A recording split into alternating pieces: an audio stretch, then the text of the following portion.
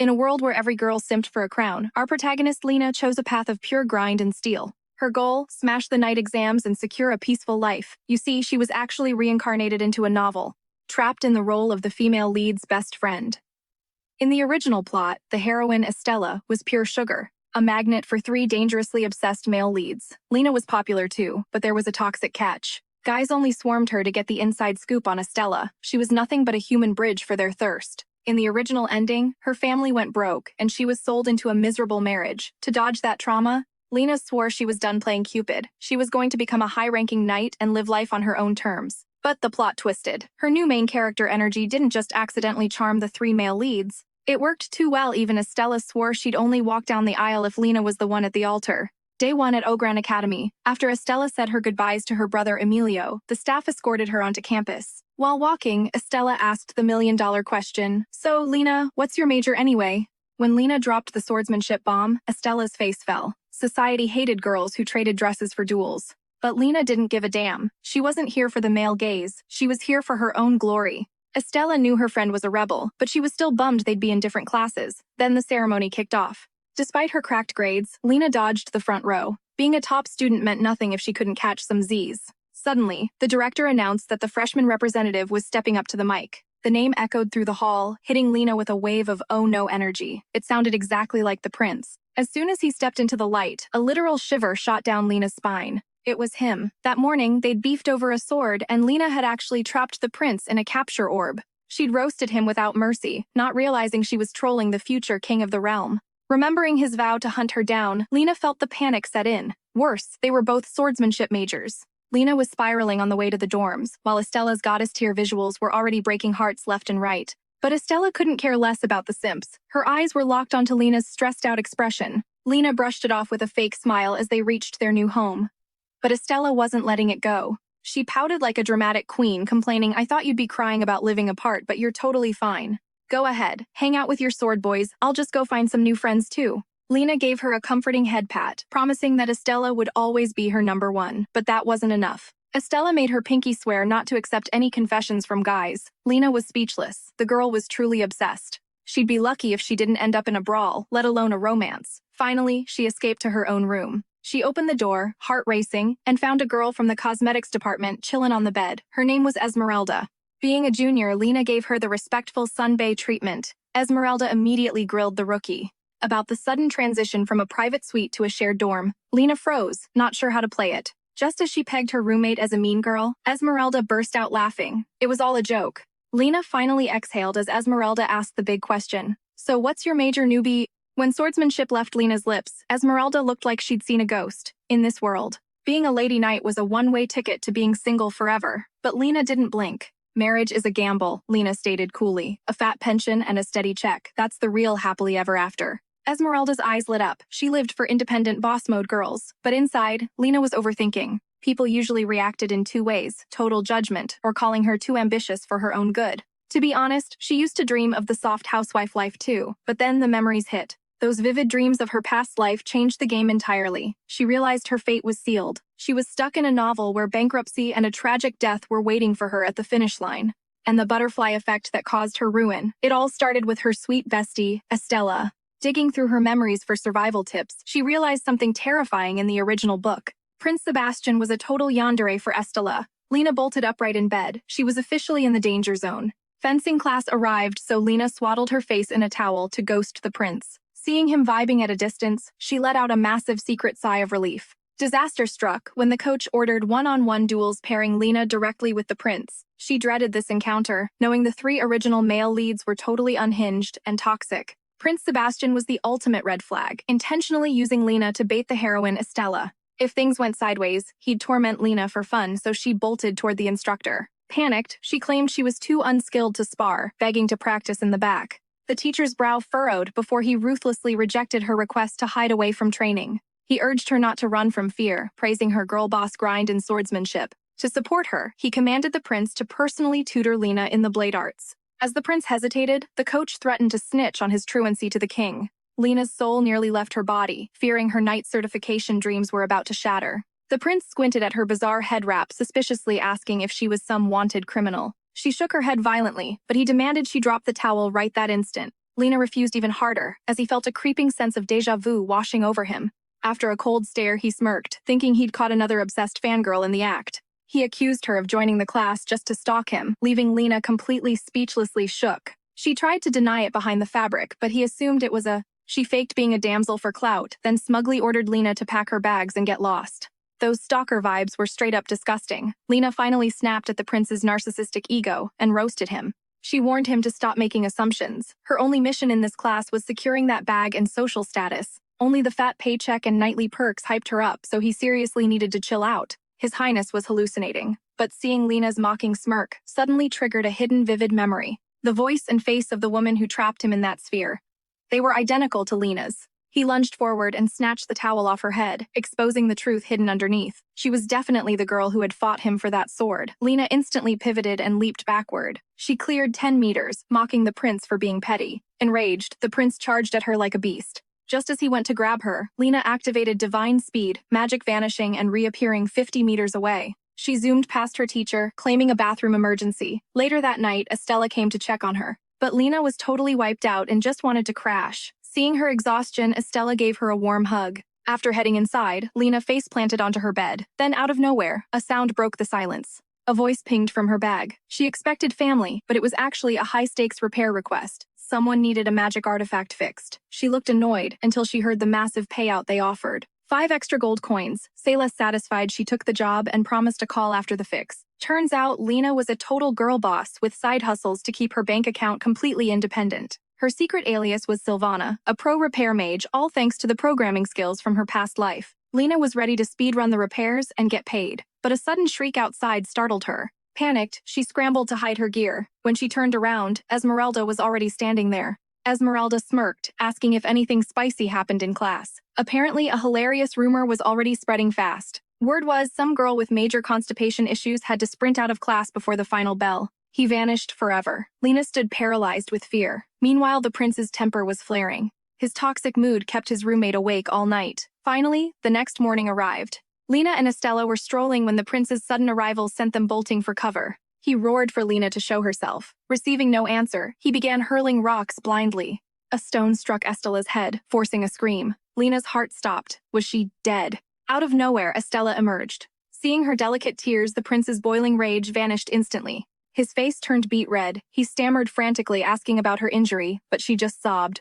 Ignoring him completely, she walked away. Sebastian snatched up her discarded bottle, clutching it to his chest. He launched into a cringe-worthy confession. Hidden nearby, Lena struggled not to lose her lunch. Total ick vibes. Suddenly, a voice announced, "Recording complete." Both of them froze in pure shock. Lena scrambled to grab the comms device from her pocket. She had only planned to fix it. She forgot about the glitch that triggered auto-recording. Talk about a major accidental win for her. Tracking the sound, Prince Sebastian cornered her. Lena was busted, hiding right there in the bushes. She barely escaped to her dorm, terrified. Would the furious prince kick her out of school forever? Wait, she held his ultimate weakness now, grinning. Lena backed up that recording a dozen times over. Even Esmeralda, the prince's biggest fangirl, called the recording straight up repulsive and totally weird. Next day, Lena scheduled a nightly hangout with Estella. Then she skipped off to fencing class energized. Seeing Lena's usual spark, Estella finally relaxed. During practice, Lena hit the prince with some major shade. She smirked, asking if he felt all right. He looked confused until Lena started mocking his own words.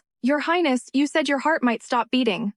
Are you suffering from some terminal illness?" The prince turned crimson with shame. Seeing him squirm, Lena leaned into her perfect moment of revenge. She blasted the audio for everyone. Panicking, Sebastian snatched the device and crushed it with his sword. Little did he know Lena had 4 backups ready. She hit play again, letting it loop endlessly. Fuming, he begged her to stop. Lena teased him, claiming a future knight must respect their master. Sensing the mood shift, Lena got serious. She told the prince that success isn't just hard work. It is 1% effort and 99% having the right connections in high places. The royal knights haven't recruited women in forever. Even if she was the best, she would be rejected. Sebastian did not deny the unfair system. He realized Lena wasn't asking for a favor, just a chance. She demanded a fair, unbiased selection process. Seeing her fierce confidence, the prince finally agreed. But he had a condition. He wanted an intro to Estella. Lena's answer, a hard, immediate no. Elsewhere, Christian headed to magic class. A flash of brilliant pink hair caught his wandering eye immediately. He was mesmerized by Estella's ethereal beauty. Suddenly, a random guy approached her with a nervous look. He asked about his unanswered love letter. Estella shut him down in front of everyone without hesitation. I didn't realize a rejection needed a reply. Plus, I only love Lena. Christian was absolutely stunned. Sweet looks, but a spine of steel. He wondered who on earth was this mysterious Lena girl. While the professor droned on, the entire class was passed out. Only Lena remained wide awake. She looked studious, but she was actually doodling mocking caricatures of the prince in her notebook. In the original story, these two should have fallen in love instantly, but fate was clearly changing. Estella had zero interest in him. Lena figured the prince's massive unearned ego was a total turnoff. Suddenly, a sharp flick to the forehead snapped Lena back to reality. The professor began scolding her. He slapped her with extra homework. Lena fumed inwardly, seeing as everyone else was literally snoring. That bald geezer was just jealous of her brilliance. As the bell rang, Lena grabbed Estella and bolted. They raced to the cafeteria, ready to feast, but the prince blocked their path like a total mood killer. He claimed he needed Lena, but his thirsty eyes were locked onto Estella the entire time. Estella looked devastated at the thought of Lena leaving. Her fragile expression pierced the prince's heart. He was totally smitten, but played it cool, acting like Estella didn't even exist to him. Once Estella left, Lena gave him a look reserved for creeps.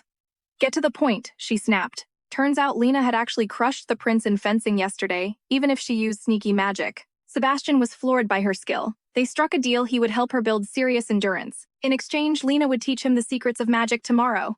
A classic win-win for our heroine. The prince dropped a brutal regimen on Elena, 10,000 soul-crushing push-ups and sit-ups. Lena suspected he was just trolling her, but little did he know her counterplan was pure insanity. He had to endure 5,000 magic-infused strikes from fists and wooden blades every single day. They both knew this was straight-up petty torture, but neither was about to admit defeat first. By nightfall, Lena dragged her shattered body back, where a worried Esmeralda rushed to steady her. Lena choked out a "I'm fine" before completely passing out on the floor from sheer exhaustion. While drying Lena's hair, Esmeralda pleaded with her to stop pushing past her breaking point. The prince cranked up the intensity daily, leaving Lena's skin a canvas of deep purple bruises. Some nights she'd crash before washing, and only Esmeralda's care kept her looking somewhat human. They'd been roommates for days, yet Esmeralda cared like family. Once she finally drifted off, Lena finally closed her eyes, only to be jolted awake by Estella's sudden piercing scream. The girl scrambled under Lena's covers, trembling from a nightmare that had shaken her core. She dreamed Lena was laughing with a new crowd, eventually walking away and leaving her behind. Estella couldn't fathom life without her hitting Lena with a heavy wave of guilt for neglecting her. Between the sessions, she'd forgotten that for a girl's first dorm life, separation anxiety is real. Estella curled into Lena's arms, whispering that she never wanted to grow up if they were apart. She just wanted Lena's pampering forever, a childish wish that left Lena struggling for the right words. She patted Estella to sleep, vowing to make it up to her. When the sun rose, Lena proudly flexed her new gains for Estella. It probably looked ridiculous to anyone passing by, but seeing Estella's bright smile return made every grueling second of training worth it for Lena. After lunch, it was class time. Before parting, Lena surprised her with a refreshing ice pop. It was the treat Estella had craved since childhood, back when Lena always called it too expensive. But Lena's pride was intact. She bragged she'd handcrafted it herself, using nothing but grape juice.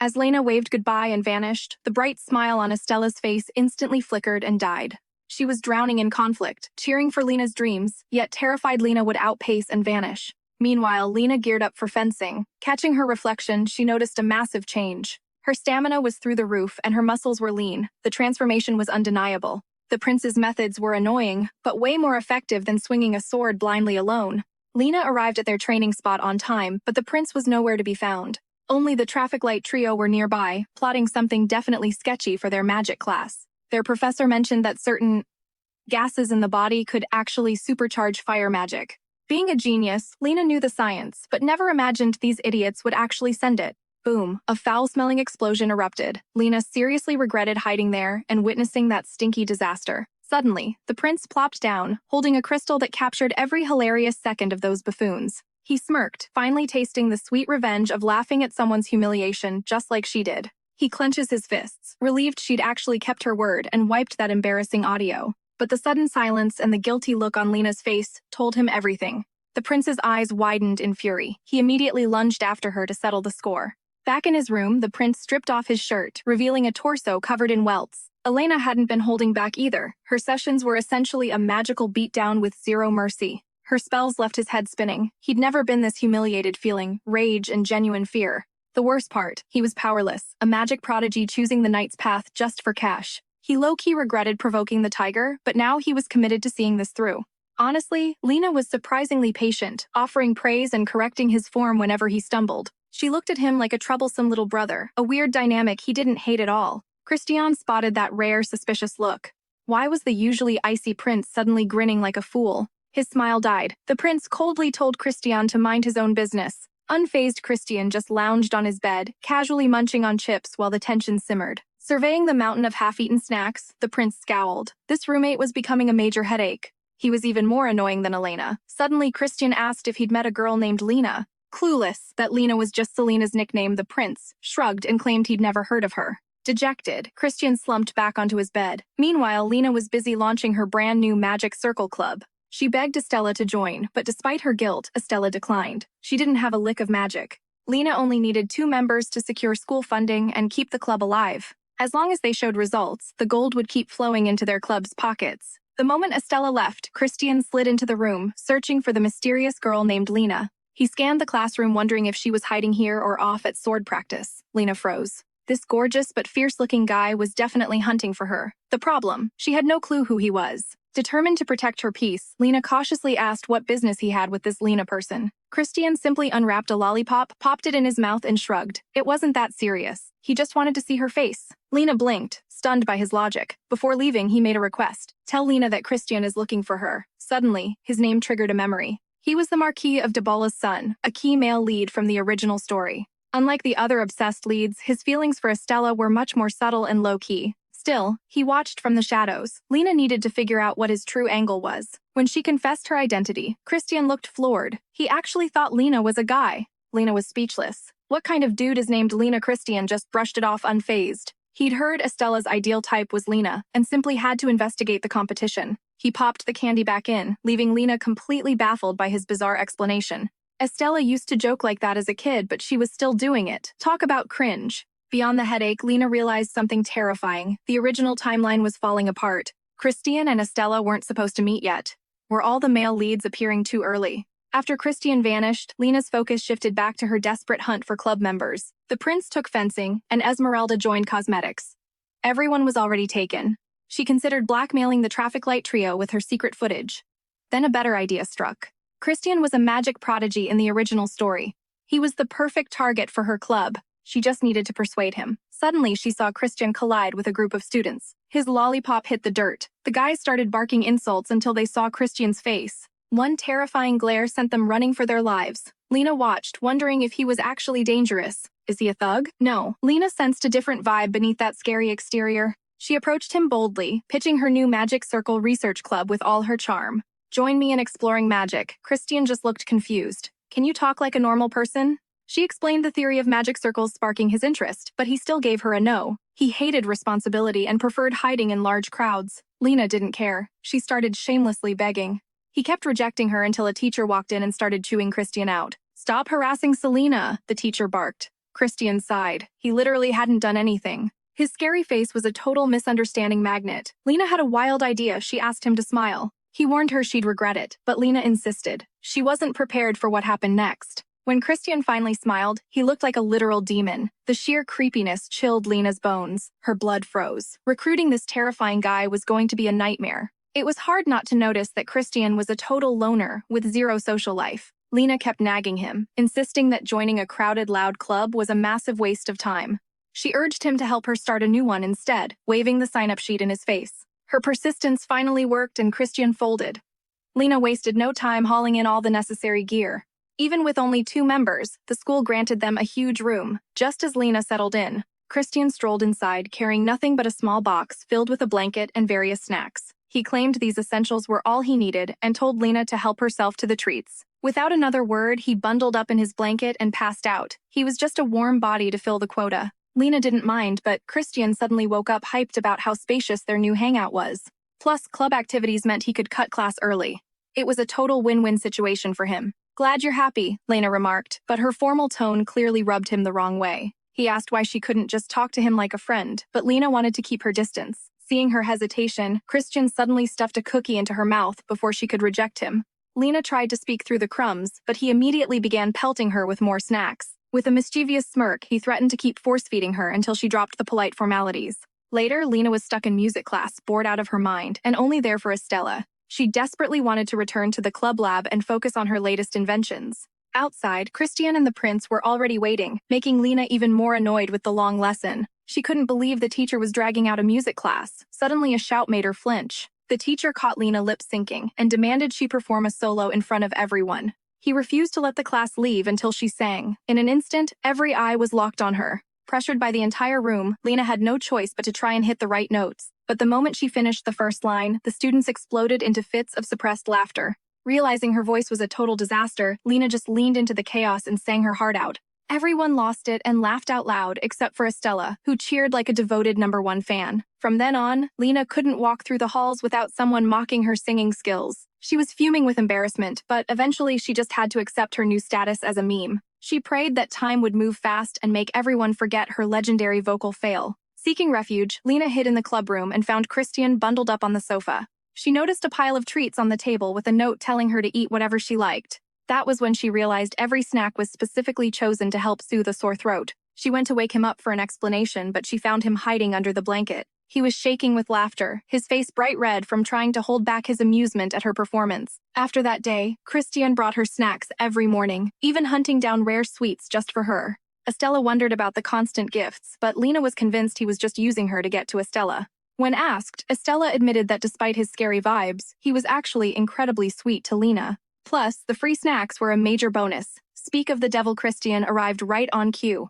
He handed the treats directly to Estella, making Lena even more certain her secret crush theory was correct. That afternoon, they returned to club duties, knowing they needed results to keep their funding. Lena was grinding hard to protect their space, and Christian offered to help whenever she needed it. Though he seemed eager to learn, Lena doubted he could grasp the complex magical theories. However, after working together, she discovered Christian wasn't just nice. He was a literal magical genius. He was humble and focused, making Lena think he and Estella would be the perfect power couple. Compared to him, the prince was a total brat. Finally, Lena asked if he actually liked Estella. "Be honest," she probed. "Is she the real reason you fought to join my club?" Lena suddenly grilled Christian about Estella's ideal type, and he answered without missing a beat. Pausing to reflect, he sank into the sofa and admitted Estella caught his eye initially. But without a deep connection, it wasn't true love, just a crush on her sweet vibe. He liked that she wasn't intimidated by him. Lena sat there, wondering if this even counted as liking her. Seeing her silence, Christian raised his glass, clarifying he wasn't there just to see Estella. Christian's words caught Lena off guard. Once she rebooted, she fired back with a sharp retort. "Duh, you're only here because you're friendless." Christian jumped up, ready to defend his social life. "No friends. What about you and the prince?" His dramatic reaction to such a small jab actually made Lena find him low-key adorable. But that night, a nightmare shattered her peace. She woke up totally drained the next day. Estella noticed her pale face and immediately worried.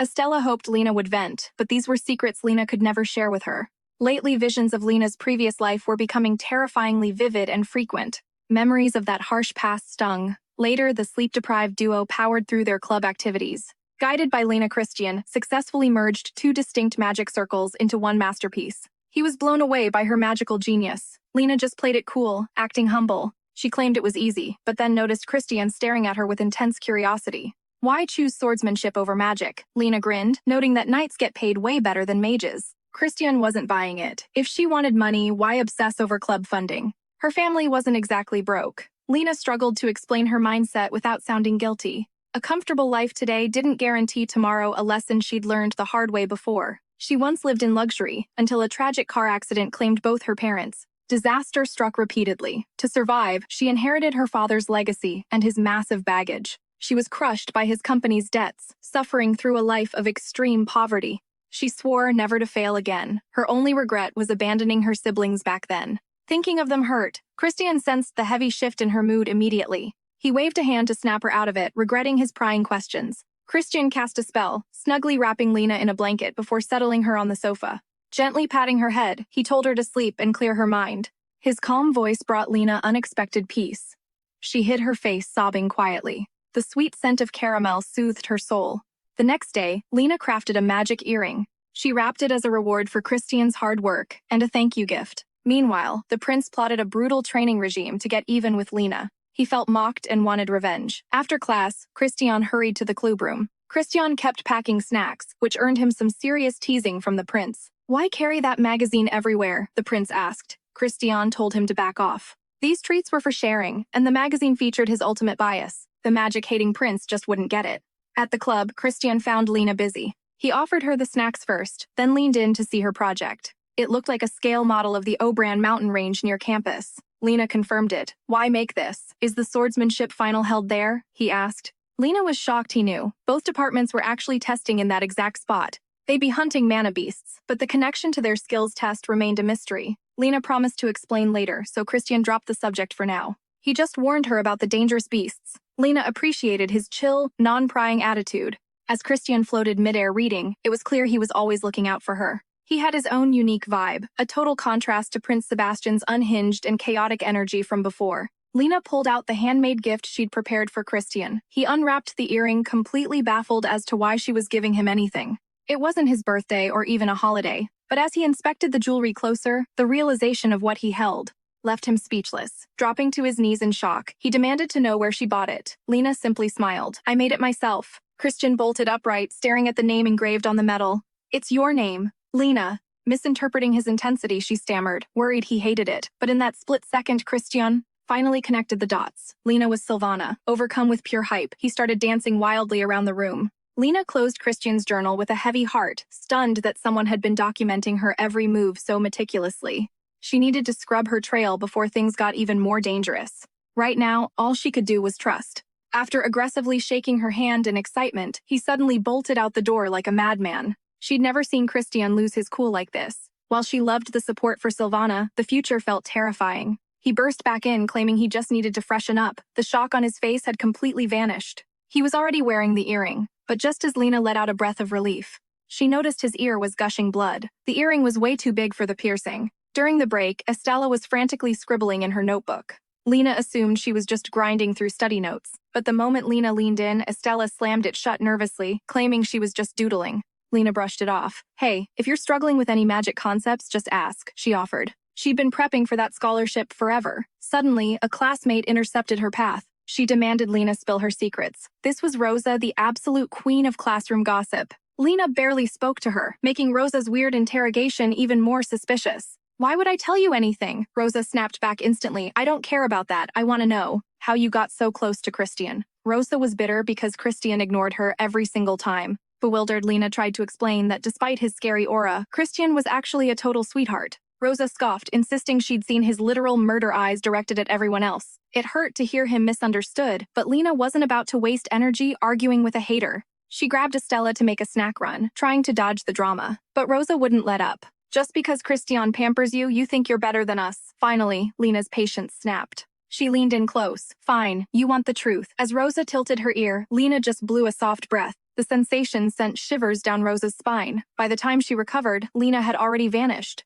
On their way, Lena vented to Estella, unable to wrap her head around Rosa's obsession with him.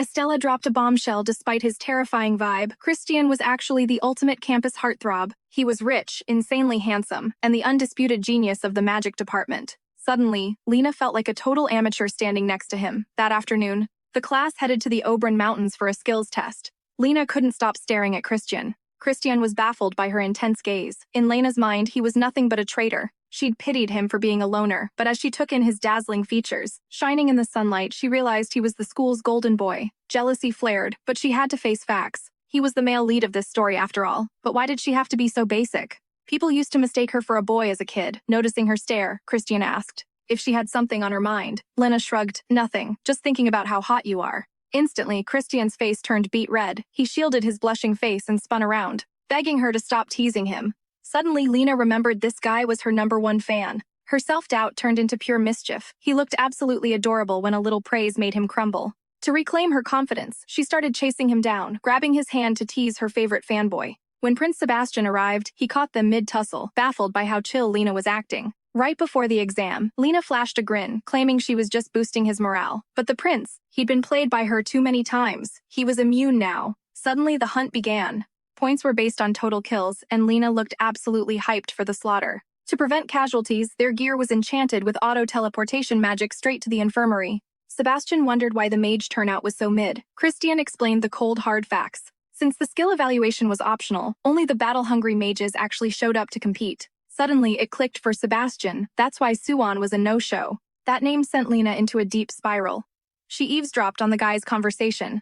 Suspicion grew. Could this be the Swan from her past? Finally, the memory snapped into focus. Lena's face soured. She remembered him vividly, the guy who always told her to get lost. Even though he looked like a literal angel, she'd completely ignored him in this current life. Still, something felt off about the way Sebastian and Christian discussed him. It seemed they had a history with Swan, and Sebastian clearly couldn't stand the guy. Sebastian noticed Lena's sudden silence. He turned to her, his curiosity finally getting the better of him. The Blanche and West families were tight. Did she know Swan? Lena played it cool, claiming they barely spoke. Seeing someone often doesn't make you besties. As a kid, Swan only visited for her father's business deals. While the adults talked shop, Swan would disappear to the training grounds to grind his swordsmanship. They crossed paths a lot. He was pretty but cold, always hiding behind high-collared outfits. One day Lena saw it. His body was a map of scars. That image was burned into her mind. Every attempt to talk was met with a cold shoulder. He only ever opened up to Estella. That favoritism tilted Lena, but for the male lead's sake, she sucked it up. The bell rang. The test was live. Students scrambled into teams, but Lena was pure confidence. With 2 crack teammates, that scholarship was basically already hers. Time to call the shots. She began handing out assignments. No room for error here. Her job, herding every slime into a kill zone. Christian's job, nuking them all in one shot. Sebastian was tasked with hunting the boss slime alive. Once he took off, Lena got to work. She casually sketched an illusion circle on the dirt. The moment the mana surged, reality shifted. Christian's jaw dropped. A sea of slime swarmed the center. He'd never seen illusion magic used like this. Lena had hacked the spell, adding a scent that slimes found irresistible.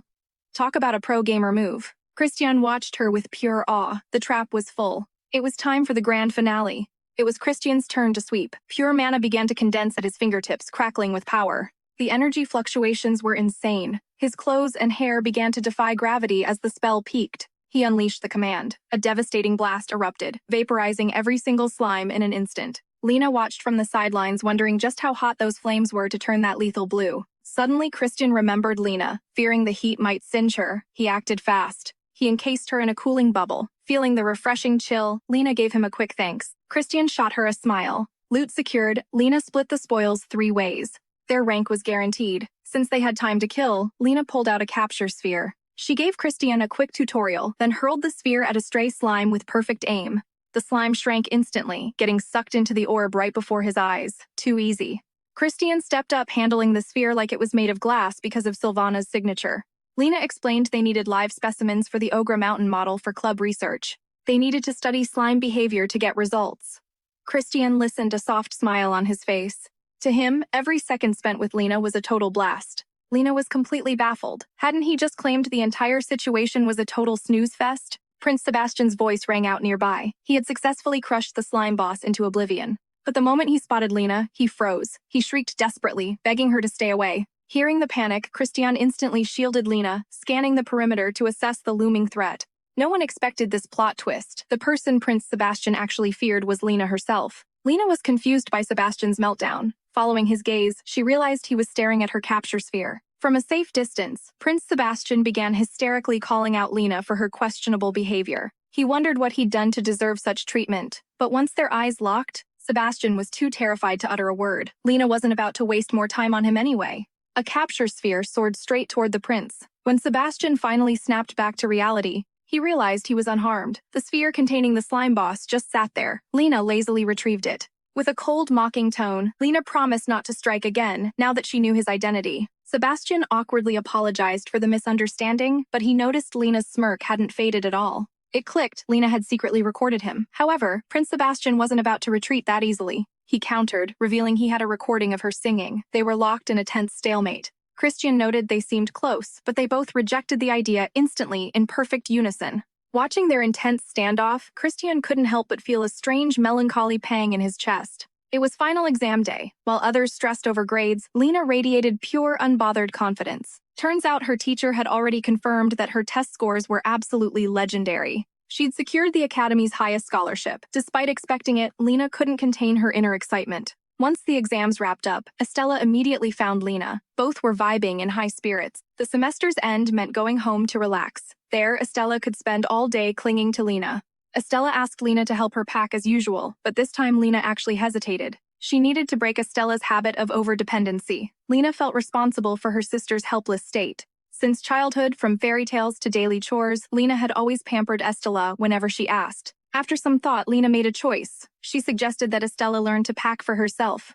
We aren't little girls anymore. It's time to embrace independence and stop relying on others. Next time you want something done, try handling it on your own first. At the word independent, Estella's face clouded with confusion. She clearly didn't get the point. Lena missed Estella's obvious discomfort. She just kept smiling, encouraging her to handle the packing alone. As Lena waved goodbye and walked away, Estella watched her retreating figure and muttered gloomily, "What's the point of being independent?" Meanwhile, Lena was back at club activities with Christian. They placed their captured slimes into the cultivation model.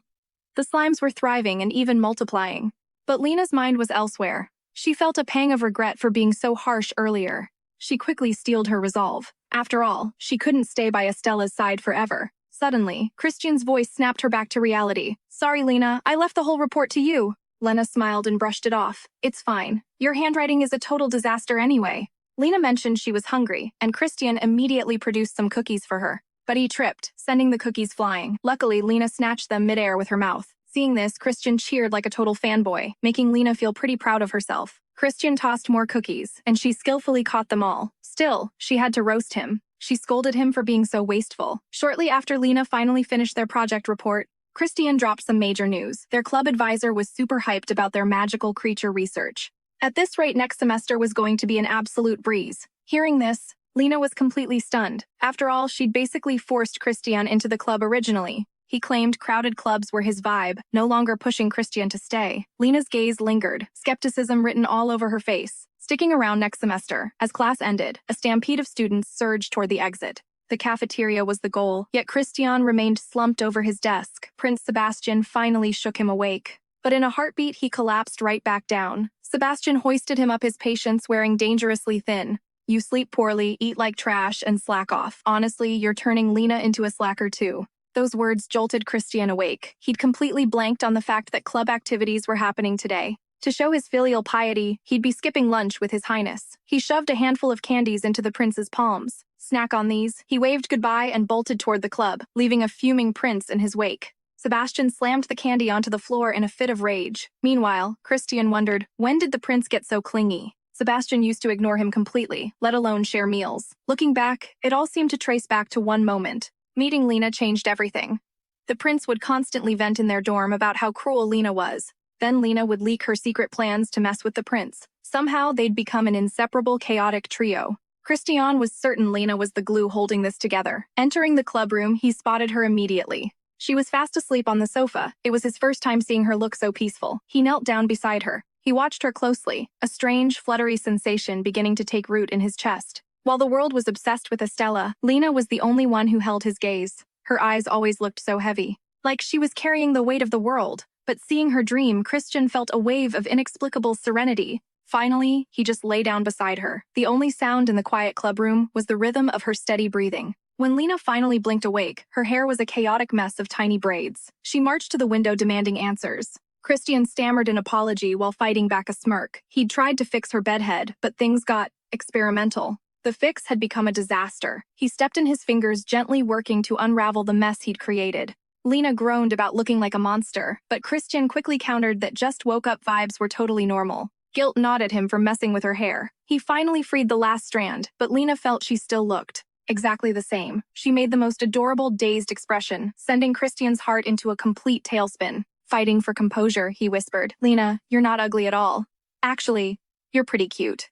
That did it. Lena snapped awake, her face flushing crimson. She brushed it off as him just being his usual sweet self. After all, Christian was a saint. If Sebastian had seen her like this, he would have roasted her into oblivion. Suddenly, Christian tucked an orange-themed earring into her hand. Lena froze, baffled by the sudden sparkly gift. He touched his own ear, explaining it was a thank you for everything she'd done for him. Plus, consider it proof that I'm staying in the club. Take good care of me, President. His dazzling smile hit her like a truck. Lena spun away, her heart racing as she begged herself to keep it together. Christian worried she was falling ill. Lena opened her mouth to protest, but her stomach let out a thunderous growl. Since they were both starving, he dragged her toward the cafeteria, Sebastian's earlier nagging echoing in his head. "Eat up." He cast a levitation spell, playfully drifting her toward the food hall. But a sudden call killed the vibe. Lena told Christian to grab her a sandwich. She'd catch up in a bit. Once he was gone, she picked up. It was Carlos from the workshop. A VIP was looking for Silvana. Someone big was calling. By that afternoon, the academy gates were swamped with luxury carriages. Students were heading out for break. Lena sat there waving a final goodbye to Christian and the prince. They'd promised to hit the food street together. Lena was already dreaming of strawberry desserts. Sebastian was Team Apple while Christian jokingly sided with grapes. The prince was the first to vanish, but Christian seemed to be lingering behind for a reason. He had a secret meeting scheduled. The semester was finally over, and Lena was ready for some home sweet home. But the second she saw her brother Emilio in the carriage, her mood took a nosedive. His unexpected arrival left absolutely zero room for her bags. Fortunately, the luggage wouldn't be bothering Lena or Estella today. Lena let out a heavy sigh, squeezing into the tiny gap left for her journey home. Inside the carriage, Emilio whined about Lena's icy wall, crying about how much he missed his little sis. It was driving him insane, but every time he hit up the academy to find her, she'd completely vanished. He was certain she was ghosting him. Lena was ready to drop an excuse when Estella dropped a truth bomb, telling Emilio that Lena always called him a total pest. Surprisingly, Emilio didn't even flinch, claiming his little sister was adorable no matter what she did. He lunged in for a hug, but Lena shut him down with a swift, savage palm strike. Emilio let out a heavy sigh. If his hug was rejected now, what about after she got married? He'd never hold her again. Just the thought of thirsty wolves circling his sister made his skin crawl. The man was spiraling. Meanwhile, Lena was just annoyed by Emilio's totally extra and unnecessary worries. She was convinced that with her looks and vibe, her marriage prospects in this life were zero. In her past life, she couldn't even catch a flirt. This time around, she was all destined to be Estella's wingwoman. As Lena sighed, Estella beamed with joy. "Did you hear that, Emilio? Lena said she's staying single. We'll live together forever." Later, Christian skipped going home after leaving Lena, heading straight back to the classroom instead. The senior Ivan had been lurking there for ages.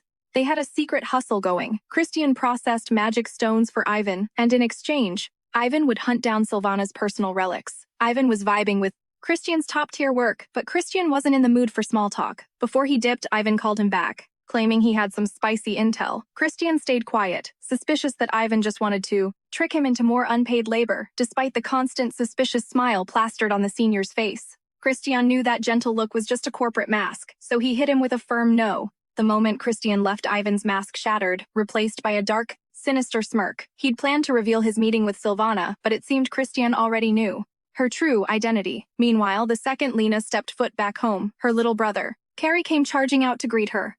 As the siblings shared a warm hug, Emilio watched, desperate for the same kind of love from Carrie. Hearing this, Lena and Kari just stared back blankly. Kari innocently stated he didn't want to hug his brother at all. Lena grabbed Carrie's hand and bolted inside, leaving a salty Emilio behind. Finally, it was time for the family banquet. Her parents were starving for news after her long absence. They immediately started showering Lena with warm, worried questions. They grilled her on her school performance. But unlike her old, anxious self, Lena felt totally chill and composed. Suddenly, the massive feast made Lena break into a cold sweat. Since when was their lifestyle this high-key expensive? One look at her mom's designer drip and jewelry told the story. Her mother had been on a massive shopping spree. The Baroness flinched, sensing the heat. She quickly hyped up Lena's beauty and tried to bait her with a shopping trip. Lena hit her with a polite, hard pass. She didn't want to kill the family vibe just yet.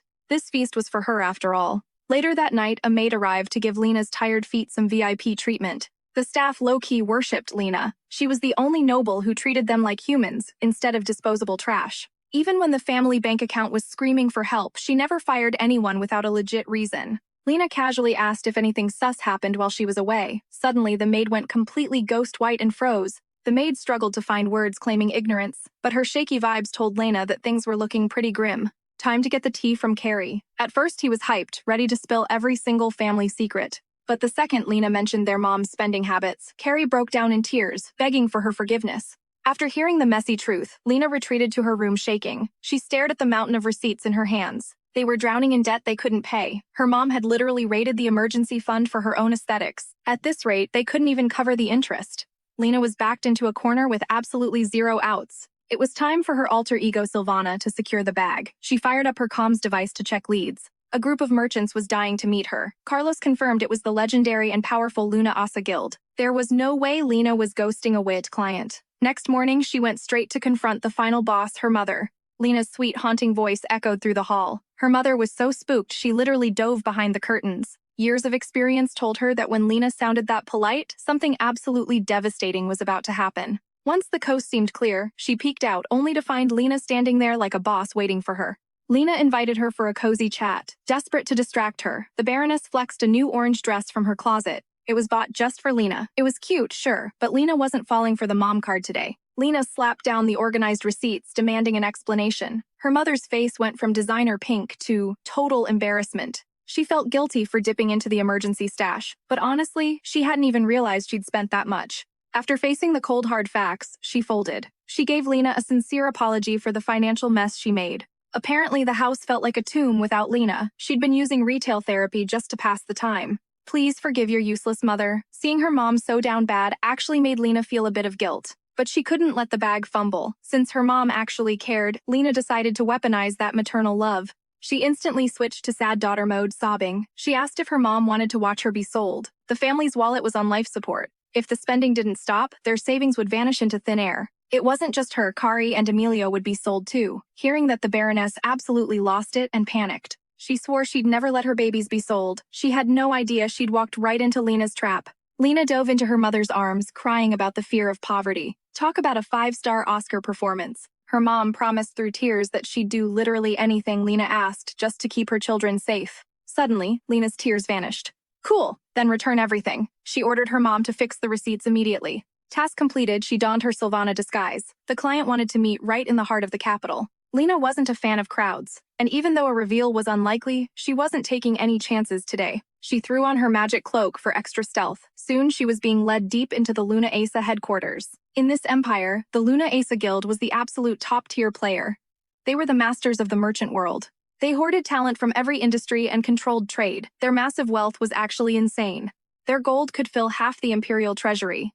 All this success came down to one person, their mysterious new agent. Lena had tried to dig up dirt on this person but found nothing. She wondered if they were finally onto her. She brushed off her doubts. This whale of a client was her golden ticket to instant riches. The air turned heavy, but within the Luna Asa Guild's walls, Lena refused to drop her guard. Hidden lenses watched her every move, but the heat was becoming absolutely unbearable. Thinking she was alone, Lena shed her suffocating cloak. Suddenly, Ivan barged in. Suspicion flared. Had he been lurking? Just like that, her secret identity was blown wide open. Lena fumed inwardly. She should have splurged on that transformation potion after all. The guild agent stood there effortlessly, reading the sheer confusion plastered on her face. Ivan introduced himself with a smirk. The second she heard his name, Lena's blood ran cold. He was Estella's obsessive male lead from the novel, the elite heir to the entire guild. Now he was her agent. Before she could process it, he mockingly called her Big Sister. That playful grin was a mask. Lena knew better. This guy was far from being a pushover. Behind his gaze lay a heart of ice. Cutting the fluff, she demanded his real request. Anxious to escape, Lena stayed blunt. Ivan chuckled, sliding a thick document across the table. A contract. No way she was signing a deal with a total stranger this early. As she prepared to decline, Ivan loomed behind her like a shadow, whispering for her to read. The terms were insane. Lena had never even dreamed of a deal this massive before. Her eyes widened in disbelief. The rewards offered were beyond anything her mind could fathom. 1,000 gold monthly plus bonuses. This was an absolute jackpot for a simple guild contract. With her skills, she'd wipe out her family's crippling debt in a single heartbeat. She was on cloud 9 until she felt Ivan's cold presence. Her excitement vanished instantly. She ultimately said no. Strangely, Ivan didn't seem surprised. He had expected her to resist. As he turned away, Lena made a break for it. But as her hand touched the handle, a massive hand slammed against the door, trapping her. Turning back, she met his chilling, icy gaze. There it was, the unhinged obsession of a true male lead. Lena desperately scrambled through her bag. Only a detector and an image sphere. Fine. She'd weaponized the sphere as a makeshift flashbang. She hurled it at his face, but Ivan didn't flinch. He calmly drew a sharp hairpin. He shattered the sphere instantly. Lena cursed, who carries a lethal weapon as a hair accessory. Pinning her against the wall, Ivan smirked. Calling me brother won't save you now, sweetheart. I'm the senior here. He toyed with her hair before whispering her secret name, paralyzing her. Selena. Hearing that name sent shivers down her spine. Ivan relished every second of her terror. How did he find her? Of course. The Luna Asa Guild had eyes everywhere in this world. They were filthy rich and untouchable. No reward was worth the risk of being their puppet. Pissing off Luna Asa was a death sentence. Had she accidentally crossed them already? Panicked, Lena made a desperate move. She dove past Ivan and bolted for the exit. Locked, Ivan grinned from the shadows. He was the only one with the key to her freedom. Lena snapped. She snatched his hairpin and swept his legs, sending him crashing down. She jammed the sharp pin against his jugular, demanding he unlock that door immediately. Even with a blade to his throat, the maniac just smirked. Sign, then you leave. This guy was straight up unhinged. Lena pressed the pin harder, hoping to snap him out of it. He didn't blink. Lena froze. If she escaped now, he'd just send elite assassins after her. He could hunt her down or blast her secret across the entire Academy's speakers. Game over. Lena swallowed her pride, retracting the pin and offering a tense apology. Fine, I'm listening. Then the truth dropped. It was all because of Estella. His obsession with Estella led him straight to Lena. Her expression instantly turned murderous. He clearly just wanted to use her to get close to Estella. Lena pressed for Ivan's plan, but he just smirked. He was way too obsessed with her villainess energy now. Looking at him, Lena was 100% sure this guy was totally unhinged. Then, Ivan dropped a brutal ultimatum. Either sign the guild contract or walk away. But refusal meant she'd be in constant danger forever. Suddenly, he shredded the contract right before her. See, signing that paper meant getting a permanent brand. You'd be a puppet for the Luna Asa Guild for life, forced into every dirty job they had. But Ivan was actually satisfied with Lena. He didn't want his favorite villainess tied down by chains. She just had to fake the signature and do his bidding, but Lena wasn't falling for his sweet talk. She remembered the original plot. Ivan's specialty was backstabbing. Right then, the mark on his neck flared up. Intense pain forced Ivan to his knees. He collapsed in agony, gasping for Lena to save him. Meanwhile, Estella called the house. Emilio told her Lena was out, even offering to play with her himself. Estella slammed the phone down. Why did it feel like her connection with Lena was fading every day? She needed to know Lena's secrets. Cut to later, Lena was finally accompanying Estella for tea in the city. Estella was fuming, complaining that Lena never came home, not even during her breaks from work. She even suspected Lena was sneaking off to play with Christian and Prince Sebastian behind her back. But Lena wasn't even listening. She was scanning the crowd. Finally, Estella's frustrated shouting snapped her back. Seeing her friend so upset made Lena feel guilty, but she had zero time for tea parties today. Lena was actually tailing a target under Ivan's orders. Recently, she'd been blackmailed into this secret deal. If she refused, Ivan's guild would bankrupt her family's business or simply hire an assassin to end her. It was either starvation or a blade to the throat. Plus, she couldn't ignore Ivan's desperate plea for help. According to Ivan, revealing guild secrets had triggered the lethal toxin hidden in his tattoo. Ivan had the antidote, but Lena was stunned. The cruel guild leader was actually Ivan's own father. How heartless do you have to be to brand your own son? Compared to that, Lena's demands were nothing. To play it safe, they signed a magical oath. If Ivan betrayed her, things would get a bit heated. Specifically, the orange mark on his butt would burn like a red-hot iron. Talk about a literal fire under him. Just then, the target stood up to leave. Not wanting to lose the trail, Lena dragged Estella along. Days passed before the target finally showed a crack. Lena was so focused she hadn't eaten all day. She offered Ivan a sandwich, but he just coldly turned her down. His polite mask was finally slipping. He was busy scrolling through Lena's investigation files, shocked that she'd gathered so much intel so fast. Lena just shrugged. She was only in it for the paycheck. She noticed Ivan's face was becoming increasingly stone cold. He hardly ever smiled anymore. This cold, calculating version, that was clearly his true face. What kind of trauma makes a son want revenge on his father? Lena finally just blurted it out. How are you taking him down? Ivan told her to back off, which immediately ticked her off. Hey, they signed a contract. She had a right to know. Ivan's ears were ringing from her nagging. Finally, he explained, he'd build a shell company and trick his father into investing everything he owned. Then using that fake project as bait, he'd expose every single illegal deal his father ever made. He was sending him straight to prison, but Ivan knew bars wouldn't hold a man like that forever. He planned to snatch everything away while he was locked up, ensuring no one would help him recover. Listening to him, Lena could practically feel the dark, icy malice radiating off the man. Suddenly, the target left the office. Lena scrambled to follow, but Ivan was just watching him go. Before she could blink, he swept her up in a princess carry. The stairs are too slow, he muttered.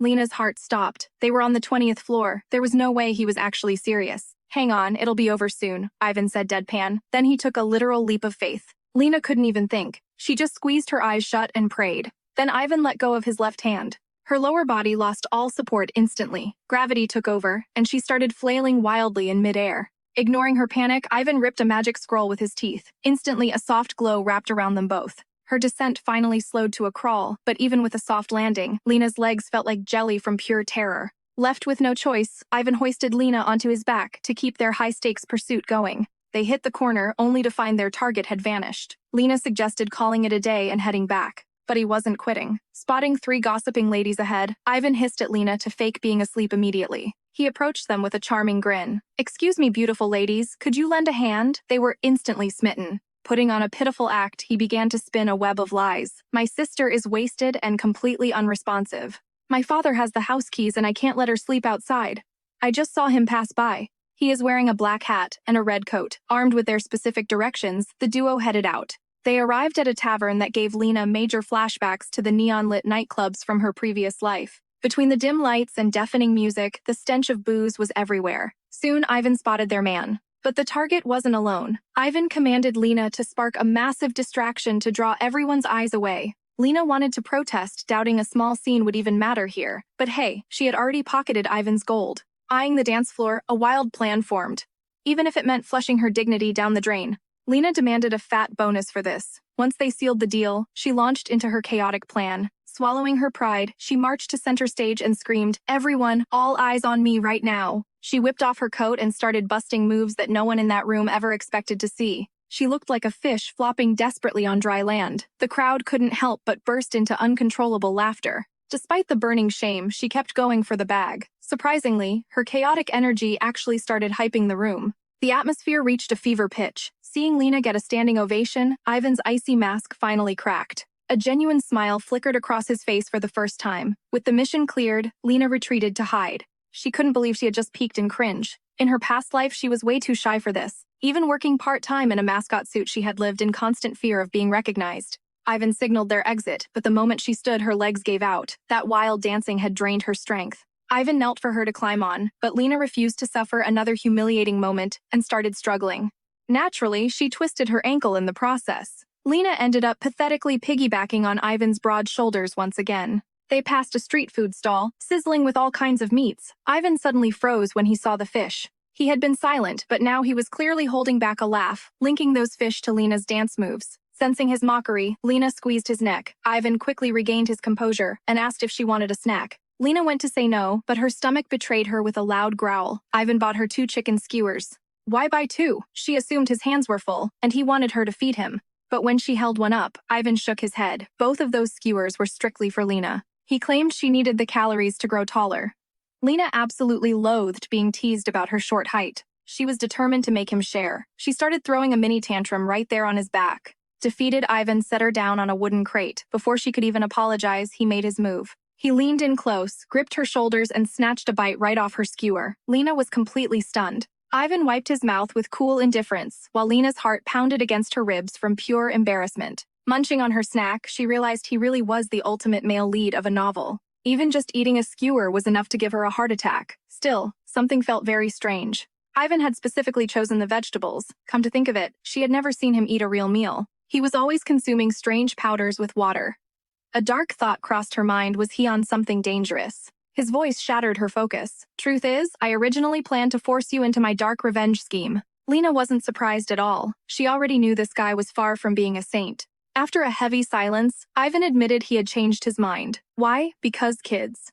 Like, you shouldn't be doing such dirty work. Later, Lena sat in the kitchen juicing vegetables. His cryptic words from that night still had her head spinning in total confusion. He claimed he didn't want a young soul like Lena drowning in the same filth he lived in. It seemed Ivan wasn't the monster the original story painted him to be. Still, why did that cursed author purposely write such twisted main characters? While Lena was lost in thought, Emilio suddenly spawned behind her, spotting that green juice. He downed it instantly, unaware he almost met his maker right then. Just yesterday, Lena had visited Ivan's office. Ivan assumed she'd finally taken his advice to quit their partnership, but to his absolute shock, Lena doubled down on staying. After all, leaving the Luna Asa Guild isn't easy when the boss has his hooks in you. Ivan felt a pang of guilt. Truthfully, that was just a lie he'd cooked up originally, to keep Lena by his side. He'd even schemed ahead by flooding Lena's mother with discount coupons to win her over. Yet even after Ivan pulled those shady moves, Lena still hesitated when he asked to cooperate. She knew she should stay away, but after that fateful night, she realized Ivan wasn't total trash after all. She ultimately stayed because in this entire world, you can't find another client this ready to drop stacks. Since you wrecked my family's finances, I'm going to drain your wallet dry. Hearing this, Ivan let out a sigh of relief and gave Lena her daily tasks. Once the mountain of paperwork was finally cleared, Ivan brought Lena some lunch. It was a gourmet, high-end sandwich while Ivan stuck to his usual meal of raw flour and water. Lena immediately whipped out her homemade veggie juice, insisting Ivan needed some actual nutrition for once, instead of that fresh, healthy blend. But Ivan claimed his sad lunch was perfectly fine. It had carbs and even medicinal powder for his chronic headaches and stress. Talk about a struggle meal. Lena was absolutely fuming. How could he even call that food, seeing Ivan wouldn't budge? She tried reverse psychology by taking the juice back, but he didn't care. Annoyed, Lena slammed the juice down. "Dump it yourself if you don't want it," she snapped, storming off, feeling like her kindness was wasted. Suddenly, she heard Ivan whisper a soft, "Thank you."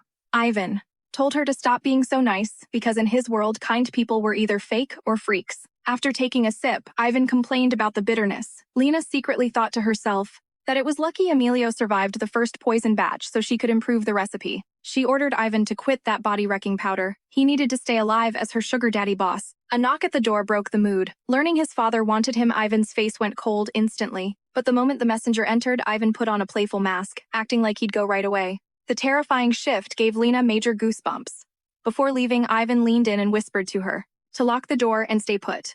Bored, Lena started browsing his bookshelf. A title called Origin of Tragedy caught her eye. Thinking it was a romance novel, she began flipping through its pages. Ivan suddenly appearing right behind her made Lena shriek. After a quick, awkward apology, Ivan pulled Lena into an embrace. Despite the shock, she didn't pull away, sensing his heart was heavy with raw pain and sorrow. Moments later, he stepped back, his face a perfect mask once again. He returned to his desk, but Lena suddenly noticed that Ivan's hands were covered in scars. Seeing him trembling in agony, yet forcing himself to work, finally made Lena grasp the guild leader's brutal reality.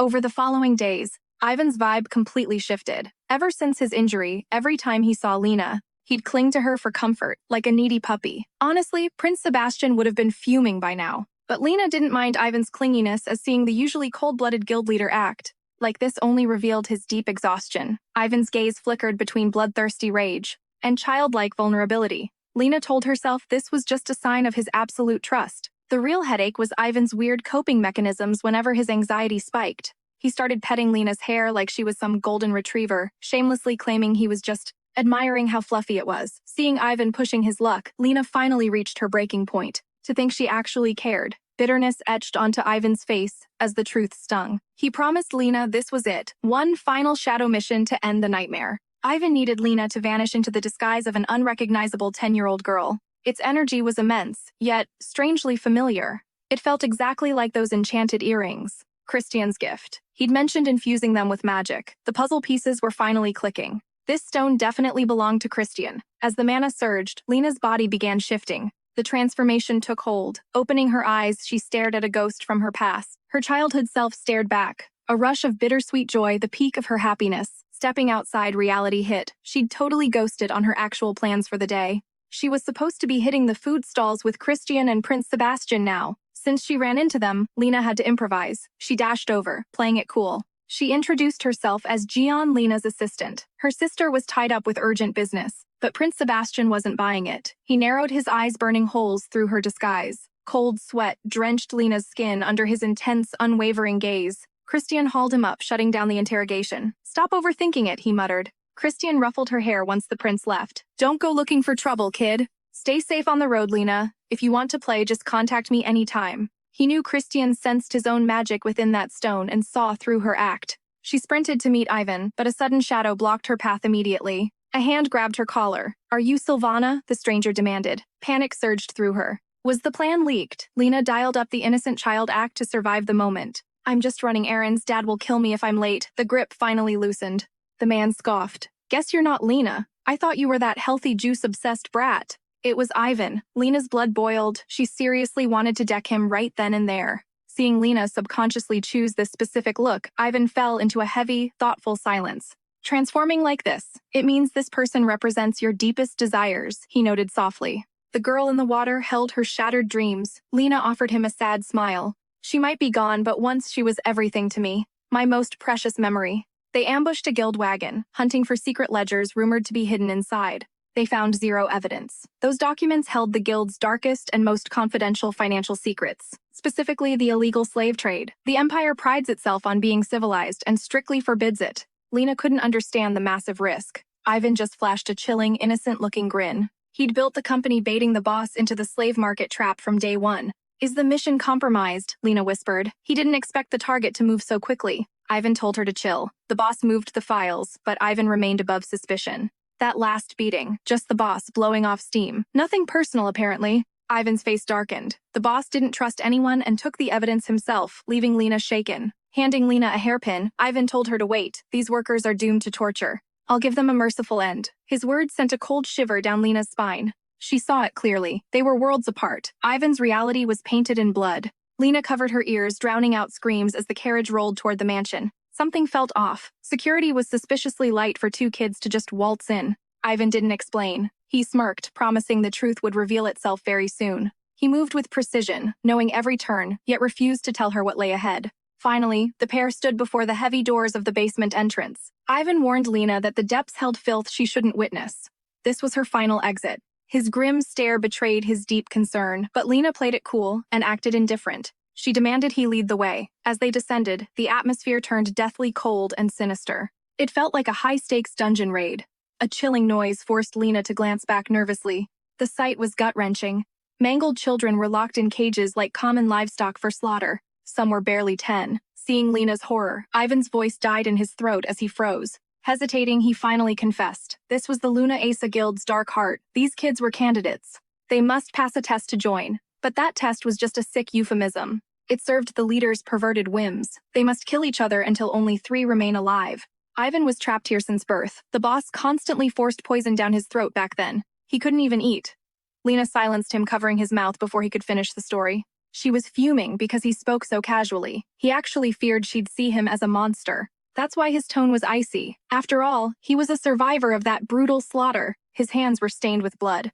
Yet Lena refused to cast any blame on him today. She couldn't stomach a father intentionally forging his own son into a cold-blooded demon. Lena finally felt the depth of Ivan's scars and swore to personally bring him justice. Ivan offered a faint, bitter smile. Her righteous fury made him feel slightly ashamed and regretful. The path ahead promised only nightmares. He suddenly wished he hadn't dragged her this deep. Not wanting to be a burden, Lena enchanted a pair of glasses with powerful magic. Now every gruesome, bloody scene would be automatically swapped with something adorable and cute. Ivan planned the distraction, while Lena hunted for files. Suddenly, the boss of the guild appeared. He mistook them for fresh recruits, even though his guild hadn't hired anyone in ages. Ivan immediately played along with the lie, claiming they were looking for food and high wages. Lena seized the moment using magic. She searched for the documents until a violent thud shattered her focus and caught her attention. The guild leader was brutally stomping on Ivan repeatedly with his massive heavy boots. Ivan barked for Lena to prioritize the files, but the boss locked eyes with her immediately. Lena turned around nervously. The sight before her was so absurd she almost burst out laughing. The glasses replaced the boss with a cuddly teddy bear. Lena breathed a secret sigh internally. Seeing her unique black hair, the bear threatened to turn her into a magical specimen forever. He growled that the talkative brat was useless. He then raised his wicked magic wand high. He slammed it hard against Ivan. Lena delivered a crushing kick to the bear's face. The impact floored the beast instantly, but he scrambled back to his feet very quickly. Realizing Lena was no ordinary girl, the boss finally decided to get serious about the fight. A suffocating wave of killing intent erupted. His wand descended with bone-crushing force toward her. Lena drew her blade to parry, but her academy training paled against a professional killer. He lived on a razor's edge. The boss sent her flying. Ivan's world crumbled into terror as he begged for her life. His desperation only fueled the leader's sadistic hunger. He threatened to butcher her before his eyes. Lena yelled for him to stay back. Shaking, she rose to face the monster's next strike. Hurting him risked Ivan's life. Lena frantically scanned for a fatal weakness in the enemy. The enemy was covered in defensive artifacts. She hadn't expected him to be so well protected. Lena only had a depleted mana stone left to absorb as much magic as possible. She bit down, shattering it. Christian's magic surged through her as the death match began. Meanwhile, Ivan spiraled into a trauma-induced nightmare of betrayal and cold, sharp steel.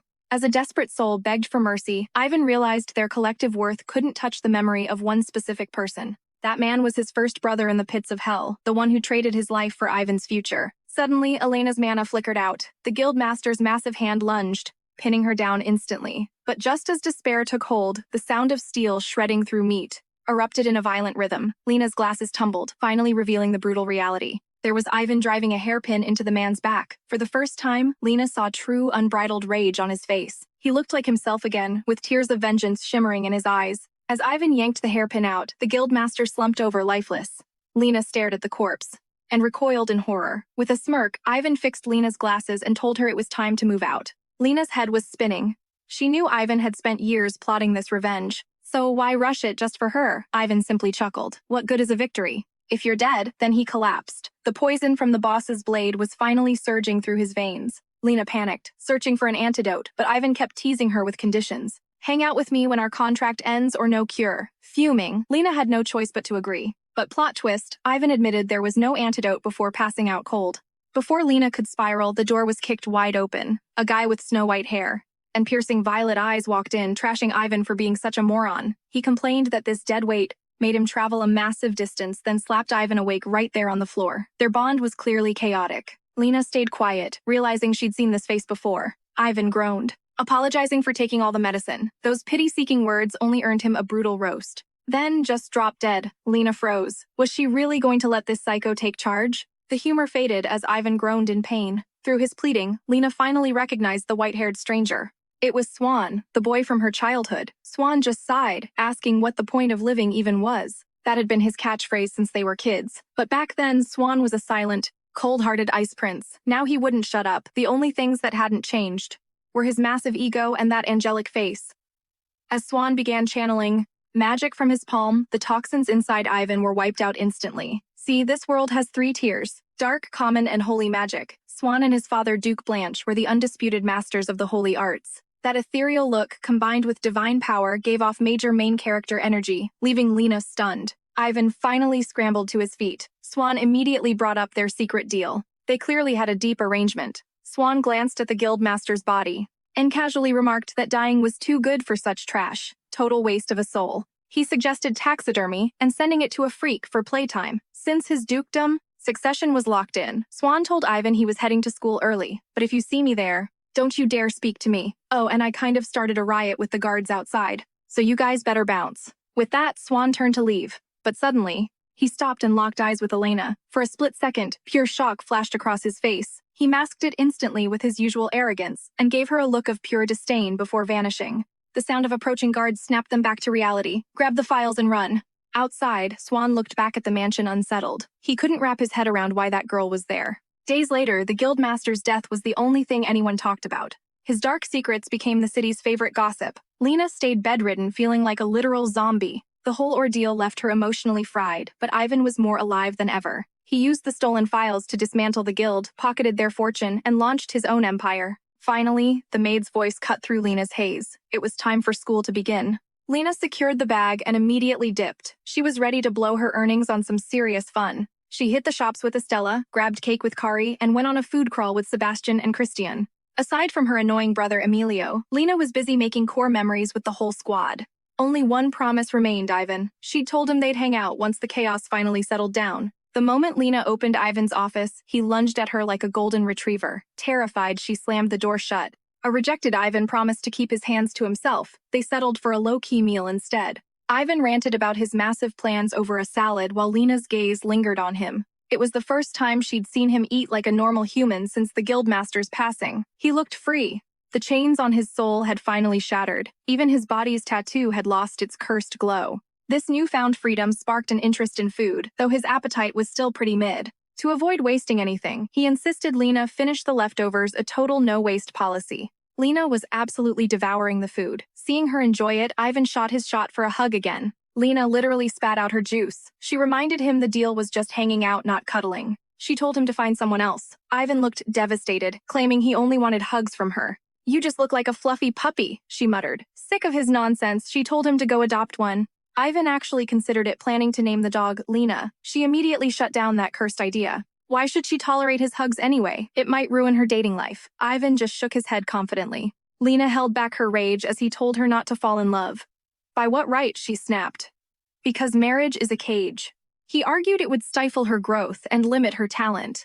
Lena cooled off a bit at that logic. Still, she doubted marriage could stop her grind. Before she could finish, Ivan slammed the table and stood up. Fine, find someone decent then. They need divine, dragon-level power to even get my approval. Stunned by his logic, Lena didn't even have a comeback. She just booked it out of the room. Ivan was acting just as unreasonable as Emilio. Annoying, yes, but at least he was back to normal. Peace had finally returned. Suddenly, Christian hit her up with an invitation to see the fireworks. Spending the night together felt different. After the Ivan incident, Lena's whole vibe toward life had shifted. Facing death had changed her. She was determined to live her best student life with her friends. After all, the future is unpredictable, no matter how much you try to min-max your plans. If an accident happened, it wouldn't be worth it. The force soared on Christian's flying carpet. Fireworks exploded in a riot of color right before them. Lena prayed for this peace to last. She hoped the future would stay this chill. Finally, the second semester officially kicked off. But wait, after 6 months, Prince Sebastian and Christian had undergone a massive glow-up.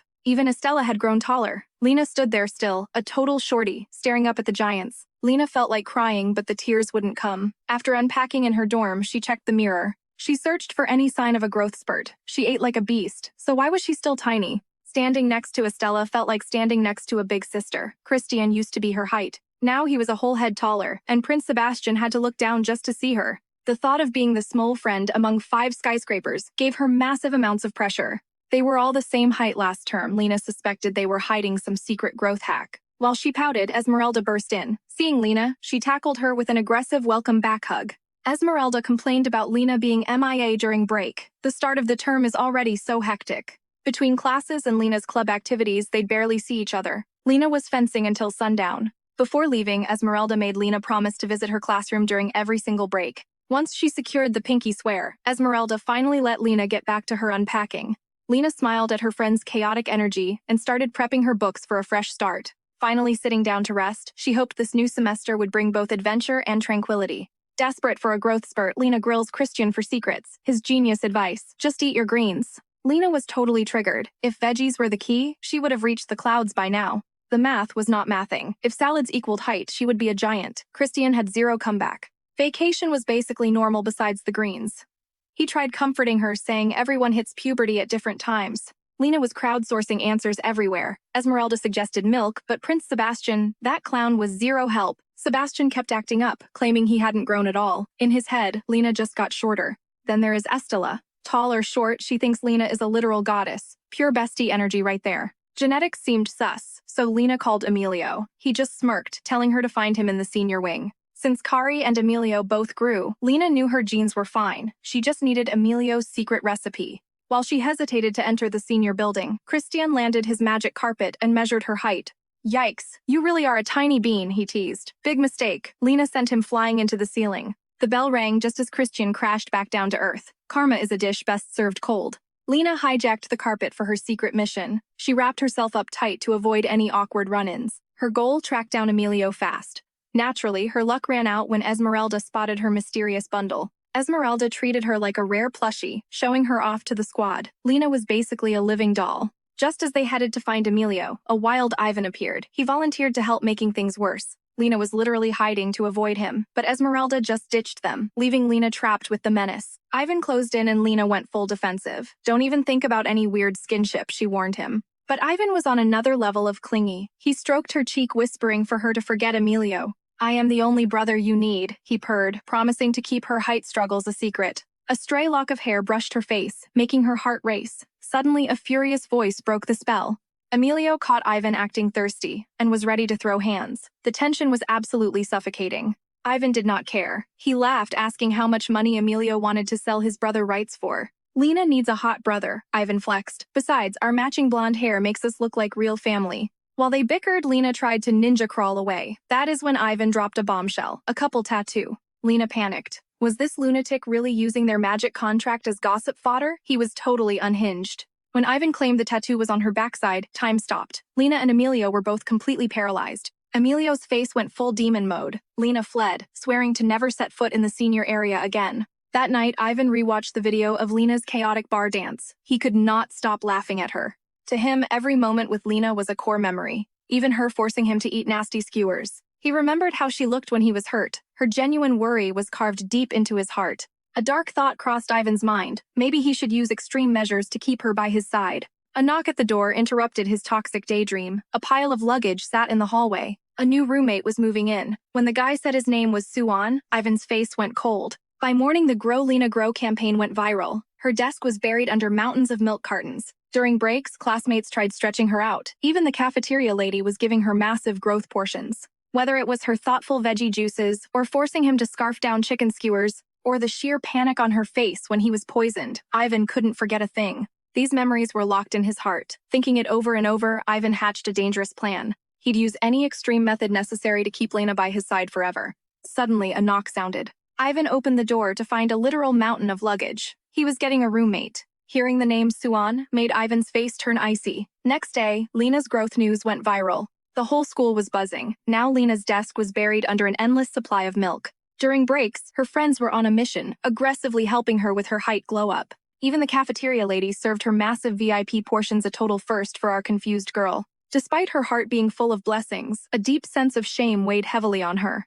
Along the way, Lena fumed over Prince Sebastian's loud mouth, spilling her secrets to literally everyone. Estella tried to cheer her up, insisting that being a short queen just triggers everyone's protective vibes. Lena brushed it off as a sweet compliment, noticing everyone was hitting their growth spurt except her. Deep down, she felt her current look meant a romantic main character moment just wasn't in the cards. Still, Lena played it cool, claiming that being a student meant grinding on studies, not chasing boys. Gazing at the increasingly gorgeous Estella beside her, Lena's mind started racing with complicated thoughts. Which male lead actually deserved to be shipped with Estella? Estella immediately clocked the stress on Lena's face. Assuming Lena was still spiraling over her height, Estella reached out and gently took her hand. She started twirling to lighten the mood, but accidentally crashed right into someone walking toward them. Lena rushed to help Estella up the second she heard a harsh curse fly from the stranger's mouth. Estella started to apologize, but both girls froze in total shock once they finally saw his face. With snow-white hair and piercing violet eyes, it was unmistakably Swan, the guy Lena recognized from the mansion.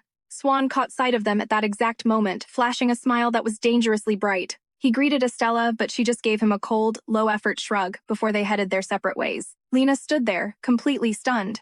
Why on earth did Swan act like she didn't even exist? During swordsmanship class, Lena suffered through Prince Sebastian's ridiculous growth training routine. She balanced a literal twig on her head, using the focus to vent all her mounting frustration toward Swan.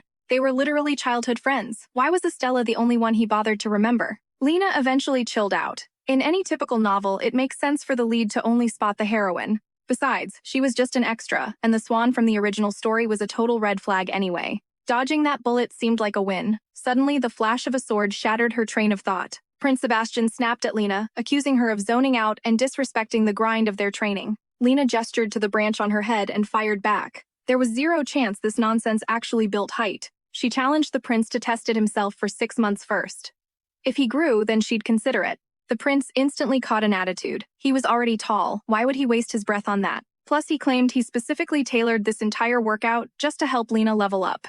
Right then, a booming shout from their instructor cut their heated bickering short. He announced that a fresh face was joining the swordsmanship major starting today. The moment he heard about the transfer, Prince Sebastian began to tremble like he'd seen a ghost. His weird reaction piqued Lena's curiosity, but her jaw dropped when she saw Swan step forward. Just as the teacher introduced him, Swan hailed from the legendary and powerful House of Duke Blanche. They were icons of holy magic. No one could grasp why a Blanche would ever show up here. Why would an heir to a legendary healing lineage suddenly decide to pick up a sword? Yet above all the mystery, it was Swan's ethereal beauty that left the entire crowd speechless. Suddenly, Prince Sebastian vanished from Lena's side, as if he'd pulled a disappearing act. After scanning the area, she spotted him desperately cowering behind a nearby tree. The prince was gnawing on his nails, frantically muttering, "Why did it have to be Swan?" Lena wondered what had him so spooked, but the prince immediately got defensive under her gaze. He claimed they just didn't vibe because Swan's swordsmanship was beyond obnoxious to deal with. He just slashed wildly, without any real form. Back then, Swan had shredded the prince's favorite outfits. Because of that trauma, the prince wanted absolutely zero smoke with Swan this time around. Lena shared the sentiment, but she couldn't help thinking the prince was being a bit extra. Suddenly, Swan dashed over, spinning his blade with a smirk. "Are you seriously hiding from me?" Swan's drama only made the prince bolt faster. Swan ignored Lena entirely to give chase, leaving her fuming. Later, Lena noticed Swan constantly lurking near Estella, clear proof he was crushing hard. Yet he continued to treat Lena like a ghost. Furious, Lena arrived at fencing class to find the traffic light trio hunting Swan down after he shredded their uniforms. As it turns out, the redhead was prepping for a post-class confession. Since the traffic light trio were inseparable, Swan took charge and forced all three into matching pure love uniforms. Seeing those cheesy hearts on their chests, Lena nearly lost it. This definitely proved Swan was petty as hell. Suddenly, he ran to the teacher for help. Clinging to the teacher's hand with puppy dog eyes, Swan framed the trio for bullying him. The teacher fell for the act, blasting the three for their immaturity toward a student who just arrived. Once the teacher hauled the trio away, only Swan and Lena remained. She glared at him with pure spite, thinking, "Try ignoring me now." But the second their gazes locked, Swan's smug smirk vanished, replaced by total confusion and visible distress. Gritting his teeth, he hissed a curse before bolting out of the fencing hall like a ghost. Watching him flee, Lena realized it wasn't indifference. Swan straight up loathed her. Days passed without a single Swan sighting confirming her theory. Eventually, Estella suggested a quick trip for drinks. Lena was secretly playing Cupid, trying to ship Estella with one of the main leads. Knowing Swan's obsession, she poked around to see what Estella actually thought of him. However, the moment Swan's name dropped, Estella's expression turned icy cold. Why ask that? Do you like him? Estella's sharp counter-question caught Lena completely off guard. Lena stammered that Swan might have a crush. Estella's brow furrowed in disgust, learning he watched her daily. After a heavy silence, Estella gave a chilling warning. Anyone else is fine, but never Swan. Back in the classroom, Estella flipped the switch to her usual sweet self. Seeing Lena again, she greeted her with a bright smile, a total 180 from that icy girl before. For the first time, Estella felt like a total stranger, no matter how much Lena pried. Estella refused to talk. Feeling defeated, Lena headed next door to find Christian and Prince Sebastian for snacks. But the second she walked in, Lena froze. Unbelievably, Swan was there once again. And he was already throwing hands with Prince Sebastian. Swan cornered the prince, commanding him to yield, while countless magical origami cranes swirled under his control. With a sharp flick, the paper flock swarmed the prince, pinning him firmly against the chalkboard. Swan trapped the terrified prince while Christian watched the drama unfold coolly from the side. He advised returning the video, then spotted Lena enjoying the show from the front row. Christian waved, causing a distracted Swan to crash down with the prince. Everyone was left speechless. They ditched the chaos and left, leaving Lena to blissfully munch on her favorite snacks. She sighed happily. Christian was the goat for knowing exactly when she needed a sugar hit. After leaving, Christian had surprisingly told Lena to reach into his special magic pocket. It was actually a secret spatial rift, connected directly to Christian's private snack vault. He vowed to stay stocked for her. Lena ate so much, she skipped lunch entirely. Strolling past a bench later, she noticed someone had already claimed the prime napping spot. Surrounded by expensive gear, Lena figured it had to be the pampered Prince Sebastian. The build matched perfectly, so Lena leaned in to wake the sleeping royal. He didn't budge, so she just yanked the jacket right off his face. Plot twist, it was Swan. As his expression soured, Lena completely panicked. Before she could stammer an apology, Swan snatched the jacket back to hide his face. She knew he hated her guts, but Lena still offered a sincere apology anyway. Swan bolted up to leave, but his cool exit failed as he tripped over a rock. He ate dirt, and Lena felt pity for his intense commitment to avoiding her. Figuring he was just hangry, she left a sandwich behind before turning to go. Swan started aggressively kicking the rock. Lena took the hint and bolted from the scene. That night, Estella was putting Lena through the ringer with some intense stretching. Determined to grow, Lena combined these workouts with Ivan's special growth medicine. Estella urged her to quit for the night. The upstairs lights were still on. Not wanting an audience, Lena pushed harder into moves even Estella couldn't do. Suddenly, Estella asked if Swan had said anything. Lena's focus instantly shattered. A sickening crack echoed. Lena collapsed in agony, unable to even stand. As Estella ran for help, a shadow plummeted straight from the second-floor balcony. The figure was bundled up, face flushed red. Lena knew instantly it was Swan. Suddenly, a half-naked guy burst out screaming for Swan to return his clothes. That confirmed it. But what on earth was Swan's endgame here? Estella caught the vibe and told Lena to wait while she grabbed a medkit.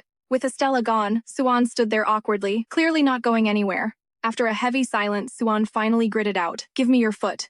Lena was floored. Swan pointed to her ankle, insisting on healing the injury. She declined, stunned. Did this guy really jump off a building just for her? She shook it off.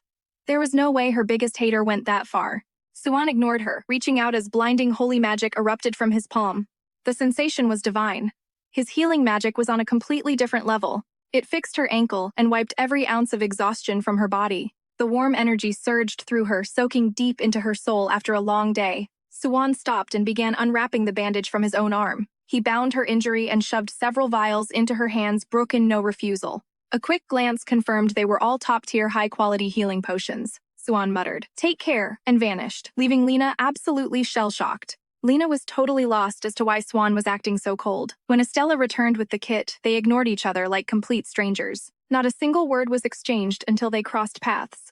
Estella's voice was dripping with frost as she hissed, "You really are a pro at faking it." Swan didn't even blink at the insult. "Honestly, I should be saying that to you," he fired back. At that moment, Lena was completely oblivious to the drama brewing between them. She just focused on arranging 5 potions neatly on the table. Her gaze stayed locked on those vials, desperate to decode Swan's true motives. She had always assumed he despised her, but his recent behavior was sending mixed signals. After some deep thought, she decided this must be some bizarre new prank. Swan definitely planted those potions on purpose. He probably wanted her to use them just so he could charge 10 times the price later. Lena knew her theory was a bit wild, so she decided to get a second opinion from the others the following day. Her first stop was Prince Sebastian. Even he agreed that Swan's recent behavior was majorly suspicious. He usually loved a good prank, but now he wouldn't stop smiling. Lena didn't get what was so weird about that. The prince pointed behind him, explaining that Swan rarely smiled. Seeing him grin while making people suffer was straight-up nightmare fuel. The prince leaned in, warning Lena to stay on high alert. Word on the street was that Swan was digging for dirt on her everywhere. However, when Lena turned to Christian for advice, he told her there was absolutely no reason to stress. Christian gently braided Lena's hair, while carefully choosing the right way to break the news. He realized Swan's actions mirrored exactly what he'd do in that situation. Lena was left completely in the dark by his vague answer. She begged him to just be direct, but Christian only offered a mysterious faint smile in response. Instead of answering, he pivoted the conversation by showering her with compliments about how stunning she looked. Lena grabbed a mirror and noticed Christian's braiding game was getting seriously impressive. Right before he took off, Christian also dropped a warning for her to stay vigilant. At the end of the day, Swan was far from a saint. Next, Lena tracked down Ivan, who immediately frowned and ordered her to keep a massive distance from Swan. Lena was totally speechless since she hadn't even considered getting close to the guy in the first place. Ivan finally relaxed and patted her head, warning her that Swan was dangerous. He insisted she report back the second Swan tried to talk to her. Ivan's expression turned dead serious. He explained that Swan's behavior over the past few days had been beyond suspicious. Despite knowing him for years, this was the first time Swan felt like a total stranger. That heavy warning sent shivers down Lena's spine. Out of nowhere, just as Ivan was enthusiastically talking smack, Swan caught him red-handed. Swan was rocking an adorable little sheep mask, but the words coming out of his mouth were absolutely chilling. "Keep running your mouth and I'll personally check you into a nursing home early," Swan threatened, while grabbing Ivan by the collar. He dragged Ivan away for a private chat. Watching Ivan get hauled off, Lena could only pray he'd make it back in one piece. After piecing together all three accounts, Lena decided that one single favor wasn't enough to change her mind about Swan. She was convinced Swan didn't have a single drop of good intentions toward her. She vowed to dodge him at all costs. Unfortunately, fate had other plans. In the world of manhwas, things never go as smoothly as you'd hope. The second semester practical exam was another beast-slaying mission, but this time neither Christian nor Prince Sebastian could join her. When Lena asked why, the prince explained that his combat skills were simply on a whole different level from everyone else. He'd been scouted to participate in the Empire's prestigious exam for elite swordsmen instead. Meanwhile, Christian was busy repairing the Academy's magical gear. The prince playfully patted Lena's head, teasing her about the situation. He claimed he really wanted to take the test with her, but pointed out that they weren't exactly in the same league. Lena was absolutely fuming at the prince's blatant provocation. She never imagined that throwing high-level beasts his way would actually level him up. Her plan to annoy him with dangerous monsters had completely backfired, only making his skills sharper every single day. Both Christian and the prince suggested that Lena should team up with Swan. She could see the genuine worry swimming in their eyes. She promised she'd try to invite him, but deep down she was sure Swan would never agree to partner with her. The practical exam finally kicked off. While everyone else scrambled into groups, Lena was left standing completely on her own. With one sharp, decisive strike from her blade, a high-level magical beast collapsed onto the forest floor. Snagging that monster's mana core meant her grades for this exam were definitely going to be top tier. She tucked the core away, thinking to herself that the prince and Christian had seriously underestimated what she could do alone. But suddenly, Lena doubled over in pain. She'd been dealing with some pretty intense stomach cramps over the last few days. Between her period and a brutal cold, Lena's body felt like ice. She tried to rest through the exam, but a blood-curdling scream shattered the peace. Following the sound, Lena found 3 rookie fencers cornered by vicious mana beasts. She grumbled about newbies entering a high-level exam, yet she still drew her blade. Without hesitation, she lunged forward, her steel flashing as she engaged the monsters. Fighting through her illness, Lena channeled every drop of mana for a lethal one-tap strike. The beasts were erased instantly. The rescued girls immediately started fangirling over their savior. Overwhelmed by their hype, Lena felt her vision swim. She was in no state for this. In her dizzy haze, she failed to notice her feet retreating toward a jagged cliffside. One wrong step sent her plummeting. She tried to cast levitation, but her mana was dry. Plummeting into despair, she regretted not teaming with Swan. Then everything went pitch black. Lena eventually drifted back to consciousness, shocked that her body didn't feel broken. She heard heavy, ragged breathing nearby. Opening her eyes, she thought she'd reached heaven. The figure before her was as radiant as a divine angel, yet looked utterly devastated. Seeing those trembling, anxious eyes, Lena snapped awake. The angel was actually Swan. Thanks to Swan's healing, Lena could finally stand, though her legs were still shaky. Looking at the towering cliffs surrounding them, she had no clue which way was out. She had to trust Swan. He just sighed, gesturing for her to follow his lead. Then he just walked off. Lena was baffled by his sudden icy mood swing. He looked so wrecked when they were alone. If he hates her, why keep saving her? After only a few minutes, Lena's body hit its limit. Every nerve was screaming in pain. Swan noticed her faltering and stopped. "Are you feeling sick again?" he asked. Lena stubbornly claimed she was fine, determined to stop relying on him, but he knew better. He closed the distance instantly, his handsome face inches from hers. "You call this fine? You look terrible." He pressed his hand against her forehead, checking for a fever. "You're burning up. How do you expect to make it back like this?" he warned. "Dummy, just tell me if you're hurting." Lena couldn't tell if this was romance or delirium. Her heart was definitely racing from his gentle tone, and she needed the truth. Clutching his sleeve, she finally asked, "Do you remember me, from when we were kids?" Swan froze a flicker of guilt, crossing his eyes, before he whispered, "We were close." Lena was stunned. In her memory, Swan had always been a cold wall of silence. He'd spent years ignoring her, never giving her even a second of his time. Yet here he was claiming they were besties. Swan then turned away, looking awkward. He told her to stop being so formal, it felt wrong. Then he muttered a quiet apology. He worried he'd been too harsh. Seeing his vulnerability, Lena realized he wasn't lying. Dropping the formalities felt surprisingly natural, like a lost habit finally returning to her. Seizing the moment, she pushed for the one thing that had always haunted her. "Then why do you always avoid me?" Swan's eyes darted away nervously as he bolted. His flight only confirmed her fears. She chased after him, desperate for a real answer.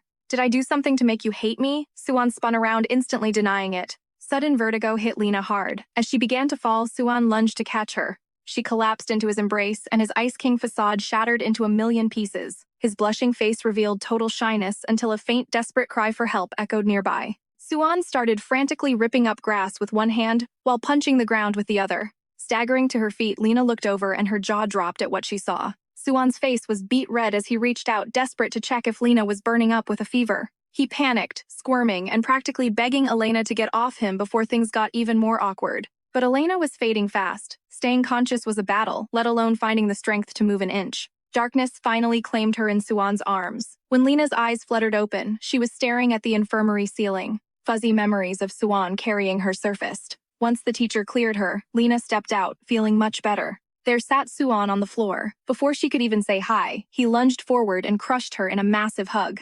"Please don't get sick again," he whispered, his voice trembling and eyes still shimmering with unshed tears. Pure sorrow filled his gaze. This side of Swan was new, yet his touch felt strangely familiar and comforting to Lena. A sense of déjà vu hit her, but the memories remained locked away. Suddenly, Swan shoved a pile of vitamins into her hands. "Take these every single day," he commanded. "If you run out, you better come straight to me for more. Never get sick again." Seeing his heartbroken face, Lena could only nod and promise to take care of herself. Swan looked ready to burst into tears. Softening, Lena pulled him into a hug, whispering that she was totally fine. Little did she know that simple embrace nearly sent Swan's emotional dam crumbling to the ground. He suddenly shoved her away and bolted like a startled cat. Lena actually giggled at how absurdly familiar it felt. Then footsteps thundered down the hall. Prince Sebastian and Christian arrived, looking like they'd just heard the worst news ever. They were ready to hunt down whatever beast hurt her. Even Estella was there, armed with a shovel for protection. Her face was a mask of worry. Watching her squad prepare for war over a minor fever left Lena speechless. She played it off as a simple cold to calm the chaos, begging them to put the weapons away. "Go back to your business, guys." But as soon as she spoke, the entire group narrowed their eyes in suspicion. They weren't buying it. If she was sick even a little, she belonged back in that infirmary bed immediately. On Sebastian's command, they literally hauled Lena up just as Emilio and Ivan strolled onto the scene. "Help me, I'm perfectly fine, I swear," Lena pleaded. But then things took a sharp turn into the extreme. Ivan suddenly smashed the hallway wall with a kick. Emilio get her a formal leave of absence. Now, Lena's soul basically left her body. For the next few days, Estella kept her sanity alive with a mountain of books. Ivan became a cleaning machine, disinfecting every corner to kill any germs. Meanwhile, Lena was napping her life away. When midnight insomnia hit, Sebastian and Christian were there, pulling all-nighters, playing video games by her side. Finally, discharge day arrived. Elena had expected this mini-quarantine to be a total drag, but it was actually kind of sweet. Her friends made the time fly by. Plus, she learned a shocking secret: Ivan was a legit professional at deep cleaning. Cleaning was his hidden talent. Suddenly, her phone buzzed with an urgent call from her frantic mother. Even after Lena insisted she was fine, the Baroness kept lecturing her to stay safe and watch her health. "You've been giving me heart attacks since you were a toddler," her mother sighed, clearly exhausted by Lena's antics. From catching bugs with dirty hands to fencing until she was covered in bruises, Lena was always a wild child. She never knew when to quit. Lena rolled her eyes. She'd heard this back in the day speech a million times, but the next sentence sent a chill down her spine. Apparently, Lena had vanished without a trace for an entire day. The whole family had scoured the area, finding nothing. Then just as suddenly, she was back home. She'd just appeared in her room like magic. The weird part, Lena had zero memory of this ever happening. During fencing class, Lena was chilling in a tree, planning to hit the training grounds after a quick snack. But a nagging doubt started to grow. Earlier that morning, Estella had dropped a total bombshell on her. Turns out the fancy pen Lena used for years was a gift she'd given herself. Except, she didn't remember it. Her name was clearly engraved on it. Lena always prided herself on knowing her past inside and out. She possessed vivid memories of her childhood, and even bits of her past life. She knew every detail, supposedly. She remembered Emilio's embarrassing bedwetting incident from age 7, but this gift to Estella total blank space. Could this be linked to that missing day? Suddenly, a piercing scream shattered her thoughts and grabbed her attention. Some hothead was actually challenging Swan to a duel, but Swan looked completely bored, like he'd rather be anywhere else. Swan dodged every strike with effortless grace. His opponent was Jimmy, the supposed #1 student in their class. Jimmy's frantic swings proved Swan had shredded his ego. Lena watched the chaos unfold from her leafy hiding spot. She was dying to witness the lethal swordsmanship that made even Prince Sebastian tremble with fear. But the power gap was massive. Swan didn't even bother countering Jimmy's desperate, clumsy lunges. Witnessing the total mismatch, Lena felt a wave of boredom. This was hardly a fight worth watching. Swan let out a lazy yawn, advising Jimmy to just forfeit and save his energy, but his effortless arrogance sent Jimmy into a blind fury. He roared for a final showdown. Suddenly, Swan's kind face shifted. Terrifying bloodlust erupted from Swan instantly. In a blur, his sharp steel lunged toward Jimmy's vitals. Paralyzed by the crushing aura, Jimmy trembled. He clutched his pale gut, staring in total shell-shocked disbelief. Swan smirked. Why dodge? Getting skewered just means death. He raised his blade high once more. Seeing the incoming strike, Jimmy dropped to his knees, pathetically begging for a shred of mercy. He knew survival meant total surrender. Since he'd won, Swan decided it was time to collect a favor. Who is the school's top beauty? Swan asked. Jimmy's mind instantly went to Estella, of course. Even Lena agreed, but Swan just shook his head, mocking Jimmy's absolutely terrible taste in women. It is the girl always near Estella. Frustrated, Jimmy begged him to just spit out her name. Suddenly, Swan turned bashful, claiming he was too shy to say it, left with no choice. Jimmy guessed. Wait, that blonde with the spicy attitude? The words had barely left his lips. Swan slammed his blade into the dirt between Jimmy's legs. Shut it now unless you want to die. Jimmy panicked, calling her a blonde goddess instead. Swan then demanded every single photo and video of her. No leaks allowed in this school. After Jimmy agreed, Swan left. Lena couldn't believe she was the one. She wasn't the school's only blonde, but the mental images starting to form shattered her hope. At twilight, Swan sat by the pond, tossing pebbles. His snowy hair danced in the cool evening breeze. His eyes looked tragic under the fading light. Passing by, Lena was captivated by his angelic aura. Lena had questions. Seeing Swan wrapping himself in his cloak for a nap, she hurried over to him. She called his name several times, but got zero response. He seemed to be completely out cold. Lena leaned in close, whispering softly. Swan, do you like me? The words hung in the air. Swan bolted up like a spring. His face turned beet red, his voice trembling as he spoke to her. Avoiding her gaze, Swan pulled his cloak over his head, desperate to hide his flustered face. He stammered nervously, trying to ask again. His mouth moved, but the words just wouldn't come out. A long silence followed. Seeing his stiff expression, Lena feared she had actually made him angry. She quickly laughed it off as a joke to wake him up. Hearing that Swan finally relaxed, Lena thanked him for everything from her twisted ankle to his help during the practical exam. She felt awful for thinking he hated her. That is why she hadn't been able to say thanks. Swan shyly lowered his cloak, telling Lena not to give the whole situation a second thought. Noticing his hair was messy from static, Lena reached out to gently smooth his snowy locks. This simple touch made Swan react intensely. Lena worried she had been way too forward with him. Suddenly, Swan spoke up. I am not a threat. You never need to be on guard around me. Because I have no resistance against you, he whispered, burying his face deep into his lap. I did my best while you were gone, so please praise me. The night wind rustled the trees.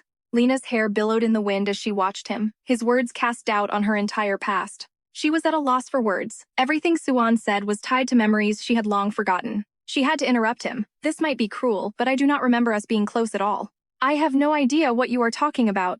Swan froze, looking completely and utterly shell-shocked. He turned away with a bitter, hollow smile. Lena could tell he knew exactly what had happened. When Lena asked why, Swan flinched. He seemed to be weighing whether to tell her the truth. Since her memory loss, Lena had researched the Blanches. Their holy magic reached far beyond the body. It wrecked his nerves, too. Lena low-key suspected her memories were nuked by holy magic. Suddenly, Swan's brain short-circuited. He clutched his hair looking like he was about to snap. He bailed for class using it as a weak excuse. Before leaving, he swore to keep Lena clueless. Remembering wouldn't help her anyway. Just focus on the now, he muttered under his breath. Swan looked genuinely wrecked, making Lena feel too guilty to keep interrogating him. Then he flipped the switch, grinning playfully, while asking Lena to be his ride or die. Since they were talking daily, Lena asked why he never looked for her first. Swan looked away, face heating up. He was too shy to admit he couldn't even handle eye contact. Lena was totally lost. Weren't they childhood besties? How was he still this bashful around her? Swan gave a quick wave, but Lena was left more suspicious than ever about his secrets. What was he hiding so desperately? Back in his room, Swan let out a massive sigh of relief. He was glad the truth stayed buried. Those horrific, bone-chilling screams still echoed in his mind. Haunted by that trauma, Swan made a vow to take this secret to his grave. He was so shook, he didn't even notice Ivan lounging on his bed with a smirk. Ivan rarely saw him this rattled. He couldn't resist trolling, pointing at a file on the table. Ivan announced he was moving into the dorms, so his days as an informant were over. Swan tuned him out until he saw the file. He'd asked for intel on Lena, but Ivan had just sent a pic of a golden retriever named Lena. Swan was absolutely fuming. Ivan scrambled out the window to escape, warning Swan to stay away from Lena. The Blanches are heartless, he warned. They look like angels, but they're rotten inside. He told Swan to keep his darkness away from Lena. Swan felt a chill down his spine. Who are you to judge me? Swan barked. Ivan acted annoyed, but he was actually hyped. He was ready to flex. He proudly claimed to be Lena's hottest and most talented brother. Swan didn't even blink at the guy's massive ego. He was totally done with him. He just yeeted a book at Ivan, sending him flying out the window before collapsing. He acted like Ivan's words were nothing, but they actually pierced right through his soul. No one in the Blanche family was sane. Their twisted training made sure of that. To unlock legendary healing heirs were subjected to pure, unadulterated hell every single day. Constant torture was the only way to break their limits. This ritual only bred pure hatred. It's why the Blanches have a dark tradition: heirs must kill the Duke to take over. Swan figured that after that kind of hell, being normal would be the real miracle. For years, his only goal in life was to finally put an end to the Duke. But he didn't care anymore. Strangely, he had his father to thank for meeting Lena. 7 years ago, the Duke suddenly dragged him to the West Estate for the first time. A servant told Swan to wait while the Duke did business. Swan just endured the agony. He had no clue why he was there, but it beat being locked in a cage. He channeled his hatred into his sword, imagining every strike was slicing his torturers to pieces. Suddenly, voices broke his focus. A blonde kid was nerding out about high-level magic nearby. Assuming they were just West family brats, Swan went back to his brutal solo training. That's when Lena and Estella spotted him. Lena realized he was the infamous Blanche heir. Her dad said to be polite, so she decided to go introduce herself to the boy. Swan kept smashing the training post, ignoring them. Lena didn't care, and introduced herself anyway. He hit the wood even harder to shut them out. Estella suggested they just leave him. They left the brooder alone, and Lena started drawing magic circles in the dirt for Estella. Estella didn't get it, but hyped Lena up anyway. Swan secretly watched them, totally intrigued. Their carefree laughter grated on his nerves. Why was the world so damn peaceful for everyone else? Why was he the only one rotting in this hell? As his mana flickered, Swan's healing spells failed. Fresh crimson soaked his clothes. Spotting the carnage, a frantic Lena rushed over to help him. Horrified by his gruesome wounds, Lena begged him to stop, but right in that moment, Swan spat out words he'd regret forever. Get lost. That bone-chilling, heartbreaking roar paralyzed Lena with pure terror. Every time they visited the West Estate after that traumatic day, the Duke forced Swan to prep early. Swan absolutely loathed every single second of it, because he'd just end up abandoned and rotting in the training grounds anyway. It was hopeless. The Duke sighed, issuing a cold command. Go because I said so. Obey me or else. Hurry up and take my title. Swan was stunned into silence as they ditched him again. Left isolated, Swan suspected the Duke was running some twisted loyalty test on him. But honestly, Lena was the one he truly couldn't wrap his head around at all. She was always hovering, offering snacks, dragging him to play, or picking reckless sword fights. Truthfully, Lena found him annoying too. She was just playing nice for her father's sake. Swan was totally fed up with her constant pestering, until one day, everything suddenly shifted. His vibe toward her flipped. His body was failing, wrecked by the brutal, escalating training sessions. His internal mana was spiraling, becoming an untamable beast he simply couldn't control. Just as he tried to catch his breath, Lena appeared. Swan instantly bristled like a threatened cat. He glared at her with pure venom, terrifying little Estella, so much she hid behind Lena. Desperate to distract her from the scary guy, Lena decided to flex her teleportation magic. While Lena prepped her magic circle, Swan slumped onto a bench watching their games with bitter eyes. His irritation spiked as cold sweat began to bead on his forehead against his will. Unable to focus, his healing warm blood began to seep through his tattered red bandages. Suddenly, Lena blinked right in front of him, stammering out an apology for her messy magic. Then she saw the red stain. She instantly dove into her bag. "Look, I know you hate me, but that wound looks nasty." She set down fresh gauze and urged him to medicate it. "Don't tell me you're planning to just suffer until you get home, right?" As she turned to leave, Swan's voice dropped to a lethal whisper. "Snitch and you're dead." She froze, meeting eyes that cut through the air like a jagged blade in the dark. Back home, the nightmare continued. Time lost all meaning as the servant's brutal training dragged on. When the torment finally ceased and the door clicked shut, Swan's gaze turned glacial. Today was a new level of agony. Trembling, he curled into a ball, clutching his broken body. He poured every ounce of mana into healing, but suddenly his eyes just went completely hollow. Maybe he should just end it. Death seemed so much more peaceful than this constant misery. Suddenly, a shadow flickered. Thinking it was an intruder, Swan's survival instincts flared instantly. He gripped a ceramic shard, ready to strike. Then Lena turned around with a bashful, "Hey." Her teleportation had glitched again. Now she was completely drained of mana and totally stuck. Swan was too exhausted to even kick her out, so he just let her stay there. Seeing him crumbling, Lena begged him to lie down. "I'm fine, and I didn't ask you." Lena hated being nosy, but he looked ready to pass out. She grabbed his tunic and hauled him to the bed immediately, replacing those blood-soaked bandages with clean ones. The gore made her stomach flip, and she actually threw up. "Bad dinner," she lied, scrubbing. Seeing her look so pale and nauseous, Swan tossed her a glowing mana stone. "Use it and get out. Come back and I'll end you." He was sure that'd work. Surely that threat would keep her away. But naturally, a few days later, she was back. Swan eyed her mountain of magic loot and smug expression. "Think these trinkets can stop me?" Lena brushed off the threat. "Hungry, I brought snacks." Her total lack of chill was frustrating. Swan's blood boiled. With a roar, he lunged, but she ghosted him with a single effortless step. Swan hit the floor hard. Drained from the brutal training, his body felt like absolute lead. He lacked the strength to even crawl. Then Lena's hand appeared, no grudge, just a radiant smile. "New bandages, then we play." From that night on, she became a regular phantom in his room. At first, Swan found her constant hovering to be a total vibe killer. Yet she was relentless, swapping his gauze and tucking him in with terrifyingly gentle hands. Suddenly, Swan's recovery went into overdrive. Minor wounds were literally vanishing before his eyes. Flash Lena materialized in his room again. A quick sup was all the warning he got. Swan held out his arm, defeated. "Fine. If you're gonna change the wrap, just make it quick." Lena beamed at his surrender. While working, she noticed his skin was knitting back together fast. Her constant care was clearly boosting his healing factor. Then Swan dropped a sudden heavy question. "Are you just playing hero for the clout?" Lena denied it, but Swan wasn't buying the act. Lena ignored the drama, finished the bandages, and flexed the home-baked sweets she'd brought along. Then came the chess set. "Game on," she said, pulling the ultimate awkward subject change. Swan cringed at her deflection. She claimed her chess skills were god-tier, and she needed a rival. "Cut the cap," Swan snapped. Lena jumped finally, admitting she hated seeing him rot in isolation.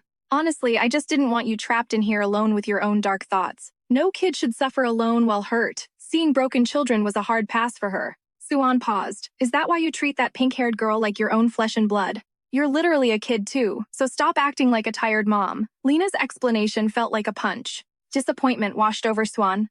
"So, this whole daily routine, it's just pure pity then?" The word stung because it was true. To kill the tension, Lena demanded a chess showdown. When the king fell, Swan let out a jagged laugh.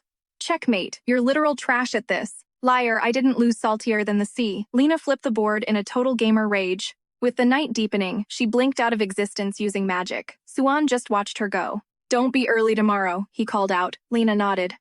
"See ya, bestie." Swan loathed that word, but Lena insisted daily gaming and shared secrets made them official friends. Swan took a sip of tea, unimpressed. "Secrets? You've told me absolutely nothing about yourself." Lena smirked. "Fair point. Here's a leak for you. I'm actually a girl." Swan did a literal spit take. His brain hit a major system error as he tried to process. In his world, long hair meant girl and short meant boy. He had to reboot his logic. Boy or girl, it didn't change the facts. Slowly, Swan's ironclad heart began to crack open. Her presence became his shield against the abuse. He felt like he could survive any hell now. But reality was a cruel monster. When Lena teleported in next, she found him in total agony. Panic surged through her. He'd never been this broken. Then she heard his voice through the pain. "Why me?" he rasped through tears and blood. "I'll slaughter every single one of them." He collapsed right there. When Swan finally woke, Lena was a silent guardian by his side. He checked his body, expecting gore, but his skin was unnervingly pristine and clean. Lena's treatment was good, but this was impossible. Then he saw the gash on her shoulder. He realized the truth. He was the one who had lashed out and hurt her. He reached out to heal her, but she flinched, swatting his hand away like it was poison. "Keep your magic," she snapped. Swan froze, his heart dropping into his stomach. Did she know? Had she finally discovered the dark secret behind his healing power? Swan finally cracked, pouring his heart out to Elena. He was sick of being a human dumpster for everyone's agony. If his life meant nothing to them, why play the sacrificial lamb he vowed to make them taste? True suffering. In his blind rage, he'd accidentally lashed out at Elena, but now she'd blocked his mana. The Blanche family's dark secret was out. Trembling Swan demanded to see the injury he'd caused her. He moved to wipe her mind, but Lena's eyes held a defiance he couldn't break. Suddenly he felt exposed, like his internal rot was on full display. "This is our only purpose," he screamed in desperation. This was the horrific truth behind the endless scars that mapped Swan's broken body every single day.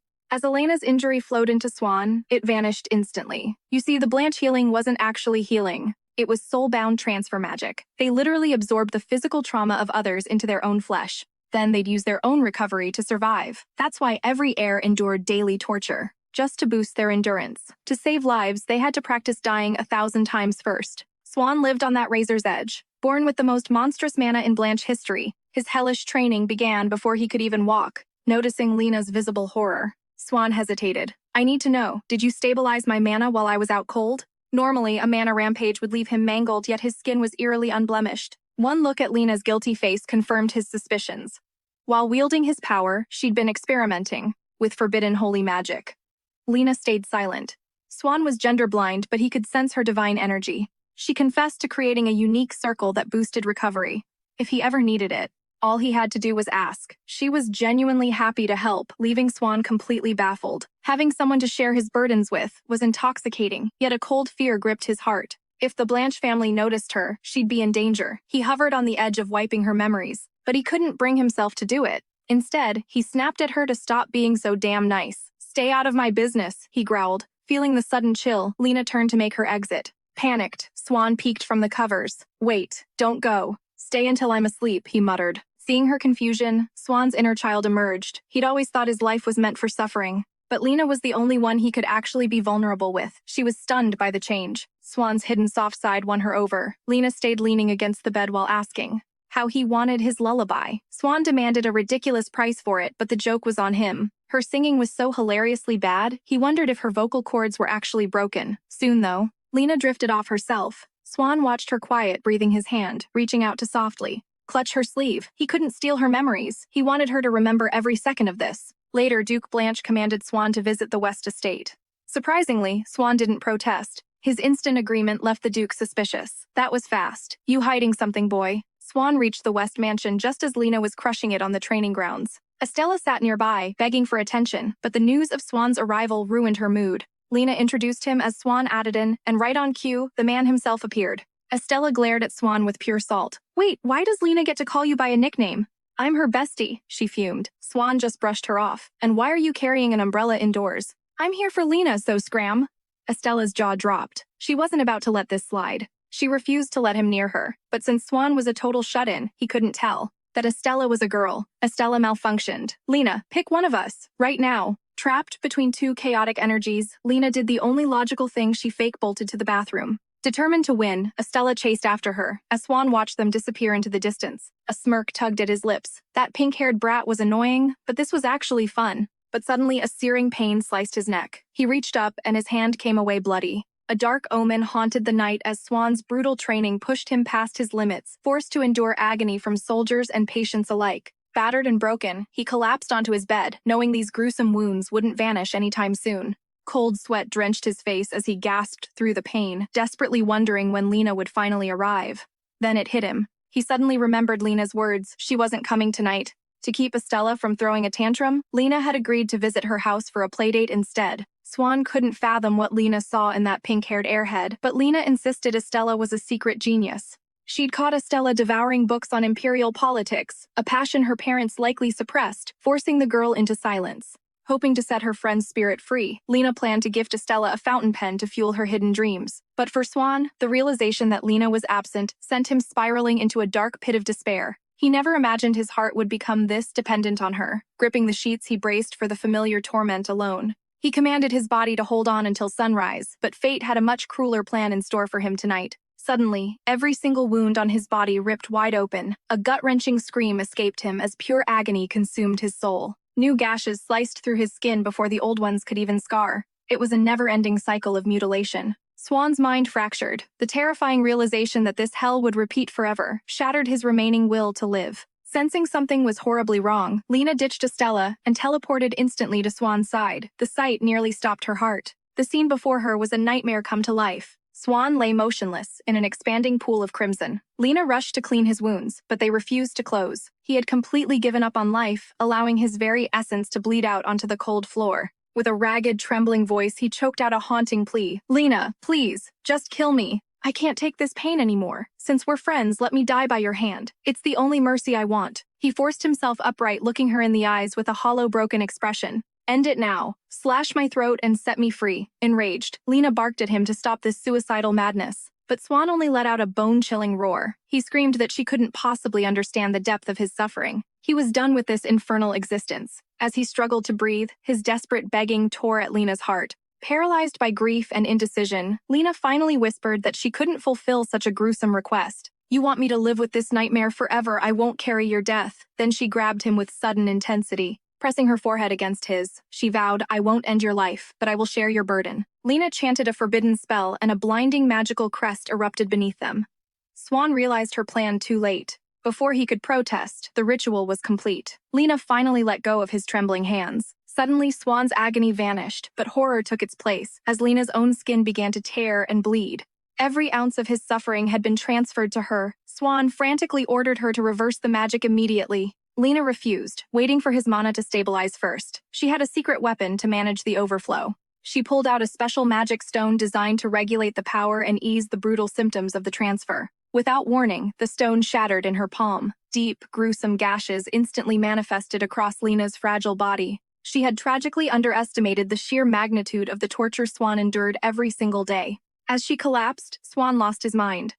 A primal, uncontrollable scream erupted from his lungs as his world turned to ash. Seeing Lena drowning in a pool of her own blood sent Swan into a spiral of absolute terror and shock. He poured every ounce of his mana into healing her, but his magic was useless against the mounting damage. Watching her body grow cold, Swan felt a crushing sense of helplessness he'd never known before. For the first time, tears streamed down his face. He wished he possessed the legendary healing touch of the Duke. A spark of hope ignited in his eyes. He gathered Lena's broken body and rushed to beg his father for salvation. Thanks to the Duke's immense power, Lena was pulled back from the brink of death. The Duke was stunned by Lena's genius magic circle and her nightly visits. Under his cold guidance, Swan made the heart-wrenching choice to wipe Lena's memories clean. The Duke promised to leave her other memories intact, only erasing the secrets of her healing gift. Swan chose to wipe every trace of himself from Lena's mind, unwilling to let her remember him battered and broken.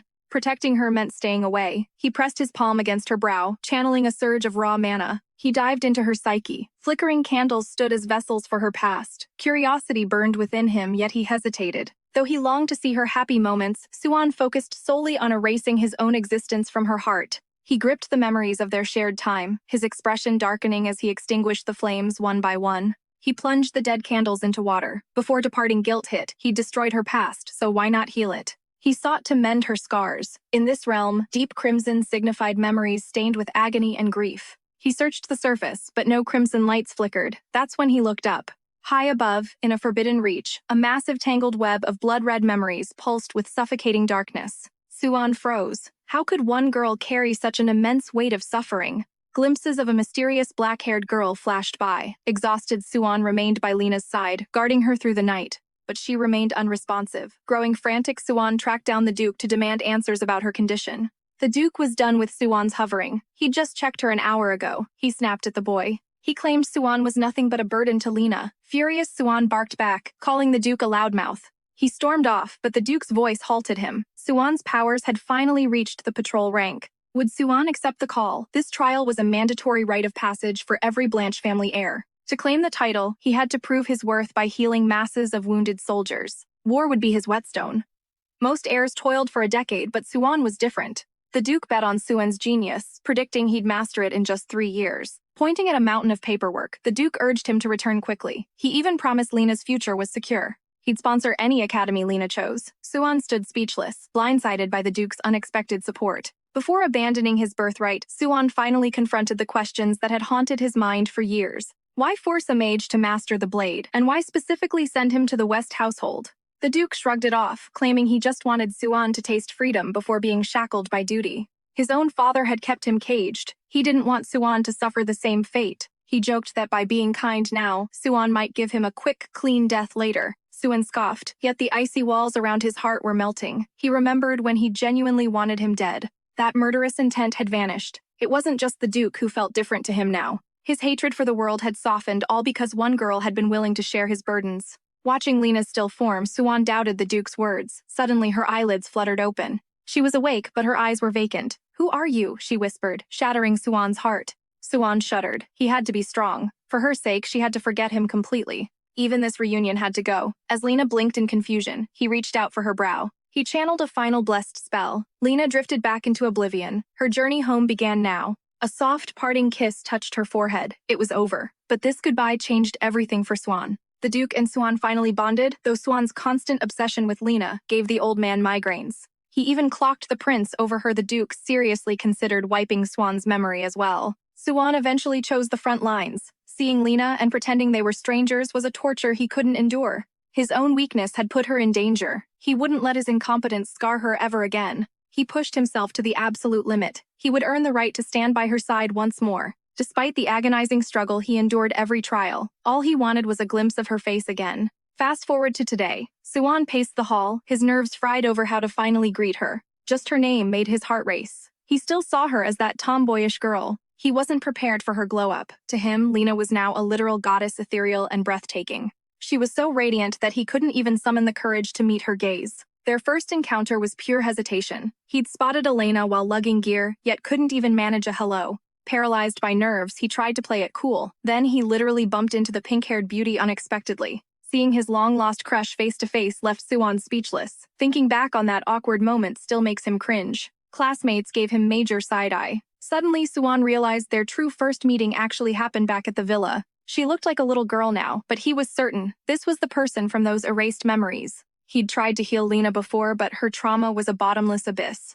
Swan couldn't help but wonder. What was the deal between Lena and that woman? Why would she hide her true form like this? Lena was already a total 10. He was sketching her portrait when that pink-haired girl suddenly crashed his session. Swan was low-key fuming at the interruption. He just wanted to finish his masterpiece. But then, surprisingly, Estella didn't clap back. To her, anything involving Lena was the only thing that actually mattered. She told Swan to head to the red class and throw hands. Apparently, some guy had crossed a line. Hearing some loser mocked Lena's rank after confessing made Swan snap his pencil and reach for his weapon. He vowed to show that guy divine justice. The surrounding students were absolutely shaking in their boots. Estella led the way, stone-faced. Swan was hyped. It was finally his turn to be Lena's guardian. Back home, Swan challenged the Duke to chess. It was the game Lena had once taught him. He dreamed of playing with Lena again. Meanwhile, the Duke was getting wrecked, losing every single round. The Duke was visibly tilted. Even with a mountain of paperwork, he refused to call it quits. He swore he'd win even if he pulled an all-nighter. But Swan wasn't giving any handouts today. With one cold move, Swan ended the match. He stood up and headed for the top-tier medicine. Since Lena was fragile and often sick, he always handpicked the best potions to take back home. The Duke clicked his tongue. If you want meds, just take them. Why the sudden chess match? He knew Swan was stressed. Whenever something bothered Lena, Swan used chess to vent his frustration. Seeing the Duke lose was Swan's therapy. He didn't deny it, looking the Duke in the eye. While he was away, too many annoying pests had started swarming around his precious Lena.